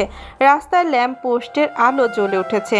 দোকান পাটের সাইনবোর্ড থেকে ছড়িয়ে পড়েছে নানা রকমের রঙিন আলো। যানবাহনের ভিড়ের সঙ্গে হর্নের শব্দ আর মানুষের হাঁটাচলার গুঞ্জন শহরের কোলাহল তৈরি করছে। ঠান্ডা বাতাসে কফি শপের ধোঁয়া মিশ্রিত গন্ধ ভেসে আসছে। চিন্তিত মুখে ক্যাফেতে বসে আছে দীপা আর সামিয়া। দীপা আর তার পরের দিন কাজে আসলেও যখন তটিনী কাজে আসে না, তখন সে মনে করেছিল তটিনী হয়তো অসুস্থ। বাসায় যেয়ে যখন কল দিয়েও পায় না, তখন সে মনে করে হয়তো ফোনের চার্জ শেষ, তাই বন্ধ। কিন্তু তার পরের দিনও যখন একই অবস্থা দেখে, তখন সে তার পরের দিন ক্যাফেতে আসার আগে তটিনীর বাসায় যায়। যে দেখে দরজা বাইরে থেকে তালা মারা। এটা দেখে সে হতভম্ব হয়ে পড়ে। তটিনী তাকে না বলে বাসায় চলে গেল নাকি? আর গেলেও তো তাকে জানিয়ে যাবে। আবার ভাবে হয়তো কলেজে যেতে পারে, তাই সে সামিয়ার কাছে কল দেয়। তার সাথে সামিয়ারও একটা ভালো সম্পর্ক আছে, তাই তার নাম্বারও ছিল দীপার কাছে। কিন্তু সামিয়া তার কথা শুনে অবাক হয়ে যায়। আর সে দীপাকে জানায় তটিনী তো এই কয়দিন কলেজেও আসেনি, আর সে হঠাৎ বাসায় চলে গেল। তাদের তো তখন না জানালেও পরে এই কয়েকদিনের মধ্যে কল দিয়ে জানাতো। তারপরও সামিয়া দুদিন দীপাকে দেখতে বলে। দীপাও সামিয়ার কথায় সায় দেয়, কিন্তু দুদিন পার হয়ে গেলেও তটিনীর কোনো খোঁজ খবর পাওয়া যায় না। তখন তারা চিন্তায় পড়ে যায়, আর সামিয়া আরও বেশি টেনশনে পড়ে যায়। এটা ভেবে যে তটিনী যে সমস্যার জন্য পরিচয় লুকিয়ে বেড়াচ্ছিল তারা আবার তাকে ধরে ফেলল না তো।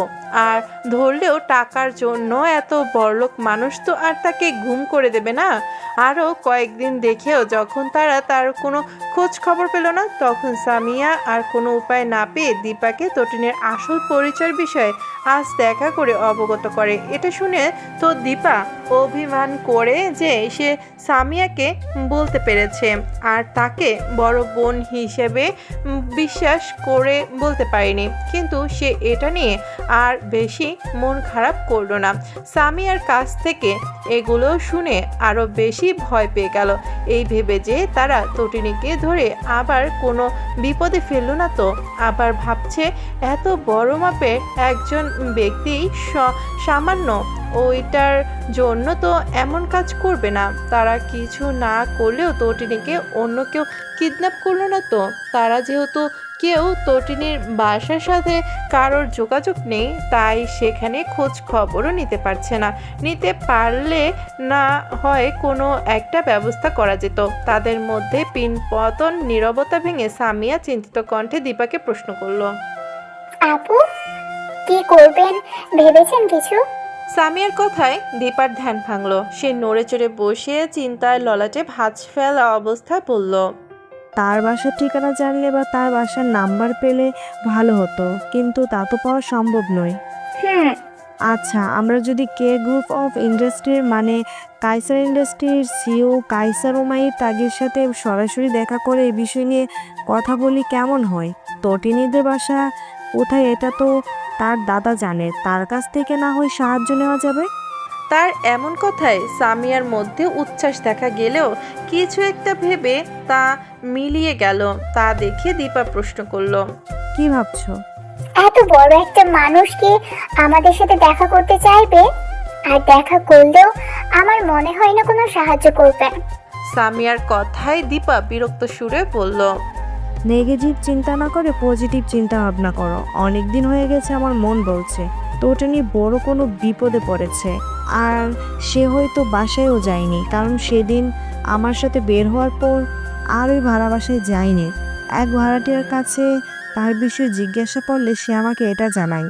অন্য কেউ কিডন্যাপ করলো কি তাও বুঝতে পারছি না। বলেই দীপা চিন্তায় এক দীর্ঘশ্বাস ফেলল। সামিয়াও তার কথায় সায় জানালো, ঠিক আছে আপু, আচ্ছা আগামীকাল সকালের দিকে যাই চলুন। এমনি অনেকদিন পার হয়ে গিয়েছে। ও কেমন আছে কি করছে কি জানি। সৃষ্টিকর্তার কাছে বর্তমানে আমার একটাই চাওয়া, তটিনীর যেন কোনো ক্ষতি না হয়। আমিও। আচ্ছা, তাহলে কাল সকালেই গেলে হবে। এখন আপাতত বাসায় চলে যাওয়া উচিত, রাত হয়ে গিয়েছে, দেরি করা ঠিক হবে না। রাত প্রায় 8টা। কে গ্রুপ অফ ইন্ডাস্ট্রির 23 তলা ভবনের 22 তলায় এক নান্দনিক অফিস কক্ষে উমাইর ললাটে ভাঁজ করে গম্ভীর মুখে কিছু ইম্পর্টেন্ট ফাইল দেখছে। এই কেবিনের কেন্দ্রে একটি বড় স্টাইলিশ ডেস্ক রয়েছে, যা কালো মার্বেল টপের উপর একটি আধুনিক কাচের ফ্রেম তৈরি। কালো লেদার চেয়ারটি ঠিক কেন্দ্রে বসে উমাইর নিজের অবস্থান জানান দিচ্ছে, গৌরবময় এক নেতৃত্বের প্রতীক হয়ে। একটু দূরে সাদা সোফা, তার উপর ধূসর রঙের কুশন। পেছনের দেয়াল জুড়ে রয়েছে বিশাল বুকশেলফ। ঘন কালো কাঠের তৈরি এই সেলফে বই আর ফাইল রাখা হলেও সেগুলো সাজানো শিল্পের মতো পরিপাটি করে রাখা হয়েছে। ঘরের মেঝেতে ছড়ানো ধূসর কার্পেটটির উপরে আলো রূপ করে এক নরম উষ্ণতা এনে দিয়েছে। ছাদের কোণের প্যানেলগুলো সমান্তরাল রেখায় সাজানো, যেখানে সূক্ষ্ম বাতি থেকে ছড়ানো আলো পুরো ঘরে। পাশের দেয়াল সম্পূর্ণ আর্কিটেকচার গ্লাসে ঝালানো, সাদা পর্দা দেওয়া থাকলেও এক পাশে সরে থাকার জন্য বাইরের বড় বড় বিল্ডিংগুলো আলো জ্বালিয়ে রাখার জন্য দৃশ্যমান। কক্ষটির এক পাশে একটি বড় দরজা রয়েছে, হয়তো তার পিছে উমাইর রেস্টরুম। উমাইর ফাইল দেখছে, এমন সময় তার ডেস্কের উপর রাখা স্মার্টফোনটা বেজে উঠল। সে ফাইল থেকে নজর সরিয়ে ফোনটা হাতে নিয়ে দেখে ল্যাথ কল দিয়েছে। উমাইর কল ধরে তার কিছু বলার আগেই গম্ভীর কণ্ঠে বলল, ডিড ইউ ফাইভ হিম? জি বস। এটা শুনে উমাইর বাঁকা হেসে গম্ভীর কণ্ঠে বলল, I am coming at make sure to know here to take him. এটা শুনে ল্যাথও গম্ভীর কণ্ঠে বলল। জানি বস। উমাইর কল কেটে এখানেই কথা সমাপ্তি করে। ডেস্কের উপর রাখা ল্যাপটপটা অন করে একবার তটিনীর অবস্থানটা দেখে নেয়। দেখে সে এখন বিছানায় ঘুমানোর প্রস্তুতি নিচ্ছে।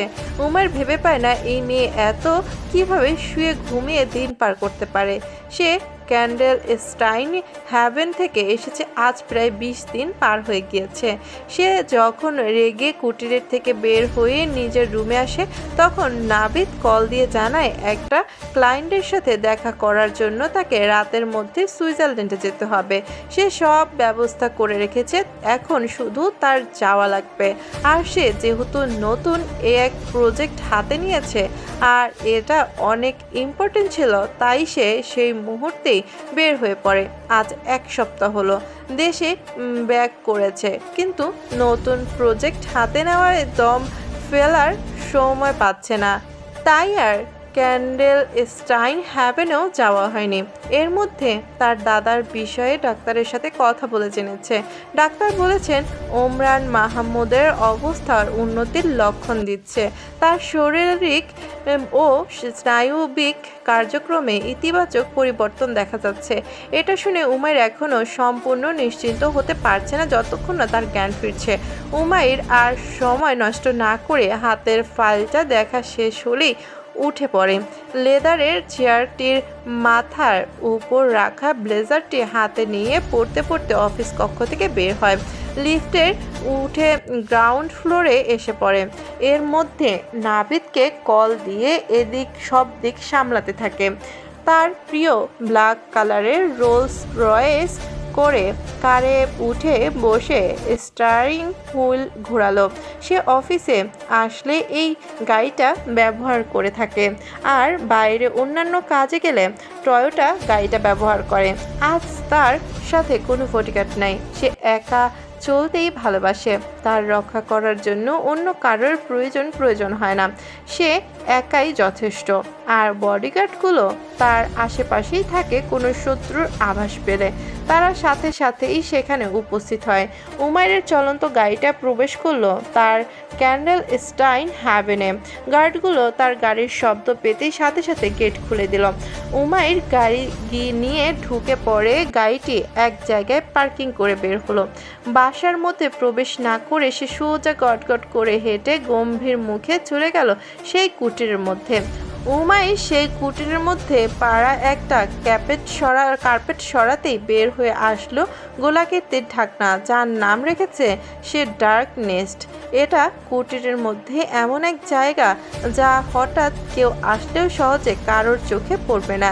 সে তার মধ্যে দিয়ে নিচে যাওয়ার আগে পিছে ঘুরে ঘুমন্ত সিংহের দিকে তাকিয়ে বাঁকা হেসে বিড়বিড় করে বলল, অনেক দিন হলো অভুক্ত তুই, 30 মিনিট ঘুমিয়ে নে, এর মধ্যে তোর খাবার চলে আসবে, তখন তৃপ্তি করে খাস। এটা বলে উমাইর সিঁড়ি বেয়ে নামতে নামতে তার মুখে এক রহস্যময় হাসি ফুটে উঠল। সিঁড়ির 2 পাশের মাটির দেয়াল, মাটির স্যাঁতস্যাঁতে গন্ধ আর হালকা পোকামাকড়ের আওয়াজ সেই নীরবতাকে আরও রহস্যময় করে তুলেছে। প্রতিটি ধাপে তার পায়ের শব্দ শুনশান গিয়ে জায়গাকে আরও বেশি ভয়ঙ্কর প্রতিধ্বনি করে তুলছে। সিঁড়ির শেষ ধাপে পৌঁছে উমাইর থামে। তার সামনে ভেসে ওঠে এক নরকসম ডার্কনেস্ট। এই জায়গাটা জীবন্ত দুঃস্বপ্নের মতো। মৃত্যুর লাল আলো জ্বালানো হয়েছে, যা চারপাশের অস্ত্র আর যন্ত্রপাতির উপর বিভস্ম ছায়া ফেলেছে। তার শীতল চোখ এক অর্ধ জ্ঞান মাঝবয়সী পুরুষের দিকে তাকালো। তার দুই হাত হ্যান্ডকাপ দিয়ে চেয়ারের দুই হাতলের সাথে বেঁধে রাখা হয়েছে, যেন সে কোনোভাবেই নড়তে না পারে। সাথে মুখ কাপড় গুজে দেওয়া। তার চোখে উদ্বিগ্ন এবং আতঙ্কের ছাপে স্পষ্ট। তার এক পাশে দাঁড়িয়ে আছে ল্যাথ। ডার্ক নেস্টের এই জায়গার খবর শুধু উমাইর আর ল্যাথই জানে। ল্যাথ শুধু তার বডিগার্ড না, উমাইর তাকে তার ছোট ভাইয়ের মতো দেখে, আর ল্যাথ তাকে বড় ভাই হিসেবে ভালোবাসে। তাকে যদি বলা হয় উমাইরের জন্য নিজের জানটা দিয়ে দাও, ল্যাথকে দ্বিধা ছাড়াই দিয়ে দিতে প্রস্তুত। উমাইর যখন আমেরিকা পড়ার জন্য যায় তখন তার সাথে এক রাস্তায় ল্যাথের পরিচয় হয়, তাও কোনো স্বাভাবিকভাবে নয়। ল্যাথ বেড়ে ওঠে এক অনাথ আশ্রমে। তার বয়স তখন কত হবে, এই 18 কি 19। তখন সে এক বিপদে পড়ে, যা উমাইর ফেরেশতার মতো হাজির হয়ে সেদিন তাকে বাঁচায়। উমাইর তার নাম পরিচয় জিজ্ঞাসা করলে ল্যাথ বলে সে অনাথ। এটা শুনে উমাইর ল্যাথকে কিছুক্ষণ পর্যবেক্ষণ করে নেয়। ছেলেটা সরল, ধূসর চোখ, ফর্সা, হালকা লম্বাটে মুখ, উচ্চতা প্রায় 5 ফুট 10 ইঞ্চি, সাধারণত স্বাস্থ্যবান। চুলগুলো এলোমেলো হয়ে আছে। গায়ে হালকা নোংরা টি শার্ট আর প্যান্ট। তার থেকে প্রায় 3 বছরের ছোট হবে। ল্যাথকে কিছুক্ষণ পর্যবেক্ষণ করার পর কিছু একটা ভেবে উমাইর তাকে জিজ্ঞেস করে, এখন যদি সে তাকে তার সাথে তার বাড়ি নিয়ে যায় তাহলে কি ল্যাথ তার সাথে যাবে? ল্যাথ তার এক কথায় রাজি হয়ে যায় যে তার নতুন জীবন দান করেছে, সে তার সাথে যেখানে নিয়ে যাবে সে সেখানেই যেতে রাজি। আর তার যেহেতু আগে পিছে কেউ নাই, তখন এমন একটা ভাই পেলে ক্ষতি কি? তাই তো আমেরিকা থেকে আজ বাংলাদেশের সেই সাথে পরিবর্তন হয়েছে তার দেহের গঠন, সাথে যোগ হয়েছে চতুরতা। উমাইর তাকে নিজের হাতে তৈরি করেছে। বর্তমানে ল্যাথের কাছে উমাইর তার শুরু গুরু আর সে তার শিষ্য। উমাইর তাকে পড়াশোনা শেষ করে অফিসে বসতে বললেও সে উমাইরকে একা ছাড়তে নারাজ। তাই তো সে এখন তার বডিগার্ডদের লিডার। উমাইর চেম্বারটির চারপাশে নজর বুলিয়ে নিল। মাঝখানে একটি বড় লোহার টেবিল। টেবিলটির চারপাশে বিভিন্ন ধরনের সরঞ্জাম ছড়িয়ে ছিটিয়ে রয়েছে। তার পেছনে দেয়ালে ঝোলানো আছে নাইফ, কাটার, বৈঠা, ছুরি, ছোরা, রামদা, তলোয়ার, কাতান, জাপানি তলোয়ার, স্কিমিটার, র্যাপিয়ার, লংশট, হ্যালবার্ট, গ্লাভ, পাইক, ড্রাগার, ক্লাব, হাতুড়ি, চাবুক, নানচাকু, চেইন, ফ্লাইট, কুঠার, করাত, বাটল অ্যাক্স, হাত কুঠার, টোমাহোক, ঢাল, ব্যাস, knuckle, stun gun, taser, pepper spray, pistol, shotgun, submachine gun, machine gun, sniper rifle, আস্টাল rifle, carbine, grenade launcher, souvenir বন্দুক, মর্শেল স্টফ, ককটেল। তার মানে হলো অস্ত্রগুলো যেন রক্তের তৃষ্ণায় কাঁপছে। এই যেন একটি অস্ত্রাগার, যেখানে শুধু অস্ত্র আর অস্ত্র। উমাইরকে দেখে অর্ধ জ্ঞান লোকটি এবার ভয়ে আতঙ্কে তার চোখ বড় বড় হয়ে গেল। উমাইর তার সামনে পাতা চেয়ারে পায়ের উপর পা তুলে আইসি ভঙ্গিতে বসল। সে ধীরে ধীরে টেবিলের পাশে রাখা শানিত একটি নাইফ তুলে নিল। নাইফের ধারালো প্রান্তে আলো পড়ে যেন রক্তের প্রতিফলন দেখালো। উমাইর নাইফটা হাতে নিয়ে খেলতে খেলতে মাঝবয়সী পুরুষটিকে গম্ভীর কিন্তু শীতল এক কণ্ঠে বলল, তুই জানিস আমি এই জায়গাটাকে শুধু অস্ত্রাগার মনে করি না, এইটা আমার বিচারালয়। এখানে যারা আসে তারা জীবন শেষ অধ্যায় দেখতে আসে। তোর পাপের ভার আমি তোকে রক্ত দিয়ে ধুয়ে দেব। তোর যন্ত্রণা আমার সৃষ্টি, তোর জন্য এই চূড়ান্ত গন্তব্য। উমাইরের এমন কথায় তাসের বলে লোকটির শরীর শিউরে উঠল।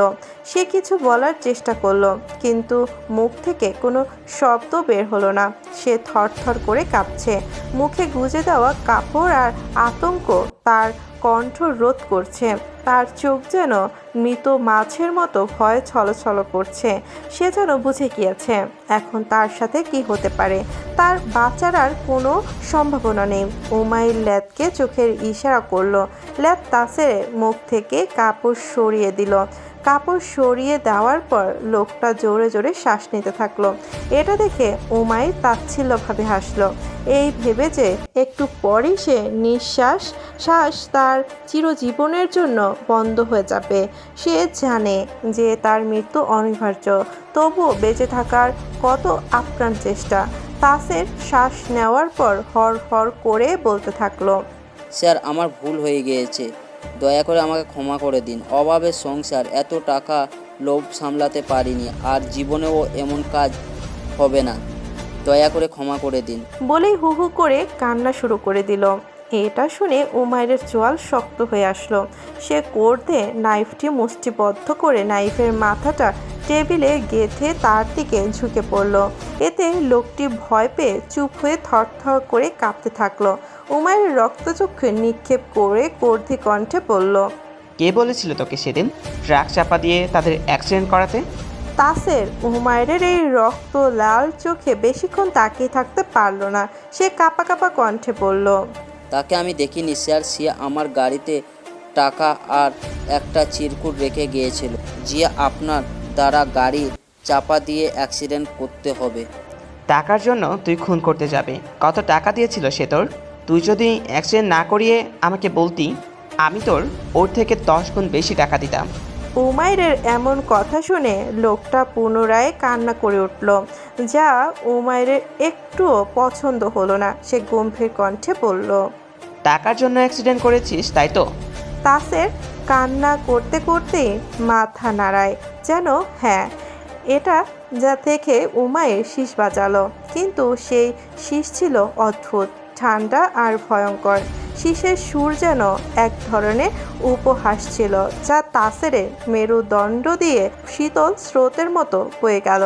সেই শীষ কেবল চারপাশের নীরবতা ভাঙল না, বরং তা যেন এক অদৃশ্য শিকল হয়ে তাসেরের গলা চেপে ধরল। তাসেরের মাথা নিচে করেও যেন উমাইরের ছায়ার ভার অনুভব করলো। তার হাত পা কাঁপতে শুরু করলো, যেন সৃষ্টি তার আত্মার গভীরতম ভয়ে আঘাত করছে। উমাইরের মুখে এক চিলতে উপহাসের ছাপ ফুটে উঠল। শীষ বাজাতে বাজানোর পর সে উঠে দাঁড়িয়ে ধীর পায়ে তাসেরের দিকে এগিয়ে গেল। তার চোখে ছিল ঠান্ডা আগুন, যা তাসেরকে আরও আতঙ্কিত করে তুলল। তুই জানিস তুই আসলে কি করেছিস? উমাইরের গলা ছিল চাপা, কিন্তু তাতে এমন এক শীতলতা ছিল যা তার রক্ত হিম করে দেওয়ার জন্য যথেষ্ট। তাসের ফুপিয়ে উঠল, কিন্তু কিছু বলার সাহস পেল না। উমাইর হঠাৎ তাসেরের সামনে থেমে গেল। তার ঠোঁটে একটি হালকা বিদ্রুপের হাসি খেলে গেল। তুই শুধু টাকা নিয়ে একটা অ্যাক্সিডেন্ট করাস, নিজের আত্মাকে বিক্রি করেছিস তুই। আর তুই ভাবছিস সব ঠিক হয়ে যাবে? এই টাকার জন্য তুই তোর জানটা আমার কাছে বিক্রি করে দে। বিশ্বাস কর, যে টাকার বিনিময়ে তুই অ্যাক্সিডেন্ট করেছিলি তার থেকেও অনেক বেশি টাকা আমার লোক তোর পরিবারের কাছে পৌঁছে দিবে।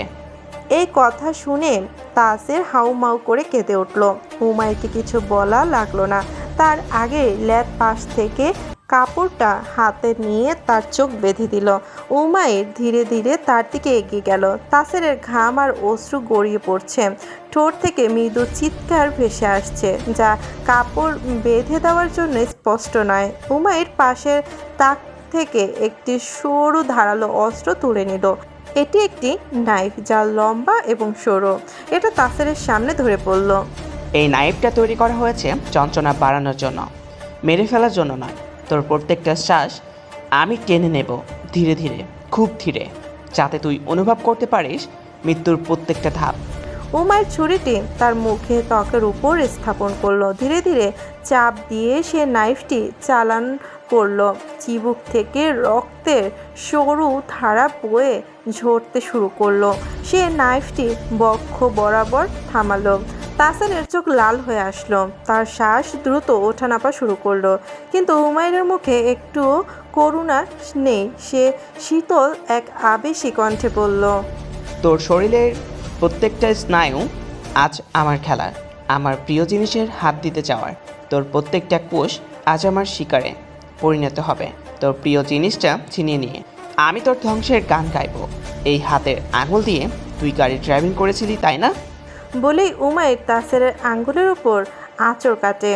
আঘাত গভীর নয়, তবে যথেষ্ট যন্ত্রণাদায়ক। তাসের তখন ছটফট করতে থাকে, কিন্তু শক্ত বাঁধনে তার শরীর নড়তে পারে না। উমাইর হাসে, ঠান্ডা খালি আত্মার হাসি। সে নাইফটি দিয়ে ধীরে ধীরে তাসেরকে আঘাত করতে লাগলো, যেন প্রতিটি আঘাতে সে তাসেরকে দুঃখ যন্ত্রণা অনুভব করাতে পারে। উমাইরের আঘাতে যেন তাসেরের প্রতিটি শিরা চিৎকার করে ওঠে। সে তাসেরের বক্ষ থেকে পেট পর্যন্ত লম্বা করে কাটতে থাকলো। তাসের যেন গরু, আর সে গরুর মাংস কাটার জন্য আগে পিস পিস করে কেটে নিচ্ছে। উমাইর এবার পাশের একটি করাত তুলে নেয়। করাতের দাগগুলো সময়ের ভারে মোচড়ে পড়েছে, কিন্তু এখনো ধারালো। সে করাতের তাসেরের হাঁটুর উপর রাখলো আর শান্ত এক কণ্ঠে বলল, যখন চামড়া আর হাড় আলাদা হবে তখন তুই বুঝবি এই পা দিয়ে তুই গাড়ি চালিয়েছিস, অ্যাক্সিডেন্ট করিয়ে কত বড় অন্যায় করেছিস। করাতের তীক্ষ্ণ শব্দ ছড়িয়ে পড়ল ডার্কনেসে। করাতের দাঁত তার হাঁটুর চামড়া ভেদ করে মাংস ছিঁড়ে হাড় ভেঙে শব্দ করতে থাকে। সেই শব্দ এত ভয়ঙ্কর যে দেয়াল থেকে যেন প্রতিধ্বনি হয়ে ফিরে আসে। নিঃশংসিত শ্বাসের মিশ্রণে যেন এক বিভীষিকাময় সুর তৈরি হলো। তাসের আর সহ্য করতে পারল না। তার মুখের কাপড় সরে যেয়ে তার গগন বিদারী চিৎকারের ডার্ক নেস্টের ভেতর প্রতিধ্বনিতে কেঁপে উঠল, কিন্তু তার এই চিৎকার উমাইরকে থামাতে পারল না। সে তার কাজকে উপভোগ করছে। করাতের প্রতিটি আঘাতে মাটিতে রক্ত ছিটকে পড়ে জমা হচ্ছে। তাছের তখন আধমরা, সে জ্ঞান হারিয়েছে। উমাইর থামলো, ল্যাদ তাছেরের মুখে পানি ঢেলে দিল।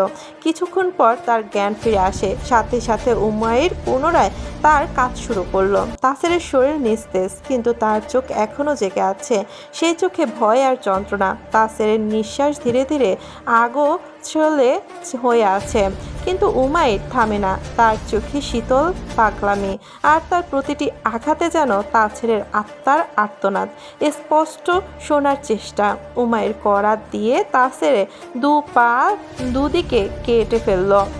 যে চোখ দিয়ে দেখে গাড়ি চালাচ্ছিল সেই চোখ নাইফ দিয়ে উপড়ে ফেলল। ল্যাথের এসব দেখে অভ্যস্ত থাকলেও সে চোখ বন্ধ করে নিল। তারও এর জন্য কোনো মায়া দয়া হচ্ছে না। যা করেছে তার জন্য এটা তার উচিত ছিল পাওয়া, কারণ ওমরান সাহেব তাকেও উমাইরের থেকে কখনো আলাদা করে দেখেনি। তাসেরের শরীর থরথর করে কাঁপছে, তার নিঃশ্বাস শুধু ছিঁড়ে ঘুরে আসছে। জীবনের শেষ টুকরো বাতাস টেনে নেওয়ার চেষ্টা করে। তার সর্বশেষ উমাইর তাসেরের চাপাতি দিয়ে তার হাত দুটো কেটে আলাদা করে ফেলে দিল।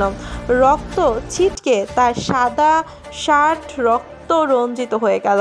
তার ফর্সা সুদর্শন চেহারায় রক্তের ছিটে ফোটা যেন এক বিভীষিকাময় চিত্র ফুটে উঠেছে। ওই কালো মণি চোখের আড়ালে লুকিয়ে থাকা শীতল নিষ্ঠুরতা, ঠোঁটের কোণে এক অদ্ভুত শীতল হাসি, সব কিছু মিলিয়ে সে যেন মানব রূপে এক দানব। একটা সুস্থ মস্তিষ্কের মানুষের পক্ষে কখনো এমনভাবে কাউকে মৃত্যু দান করা সম্ভব নয়। উমাইরের এই রূপ দেখলে যে কেউ বলবে হি ইজ আ সাইকোম্যান। এত কিছুর পরেও যখন তার অল্প শ্বাস নিতে থাকলো, তখন উমাইর চাপাতে দিয়ে তার ধর থেকে মাথা আলাদা করে দিল। সেই মাথা ল্যাথের পায়ের কাছে এসে পড়ল। সে এক লাফে পিছে চলে গেল। সে আগেও উমাইরের মানুষ মারার সাক্ষী হয়েছে, তবে এবার যেন উমাইর একটু না অনেক বেশি ভয়ঙ্কর ছিল। তবে না কেন, সে জানে তার দাদাকে উমাইর কতটা ভালোবাসে, আর উমাইরের যে সাইকো আছে তার থেকে ভালো আর কে জানে। শেষবারের মতো তাসেরের শরীরটা ঝাঁকুনি দিয়ে নিস্তেজ হয়ে থেমে গেল। রক্ত মিশে যায় নিচের মেঝেতে।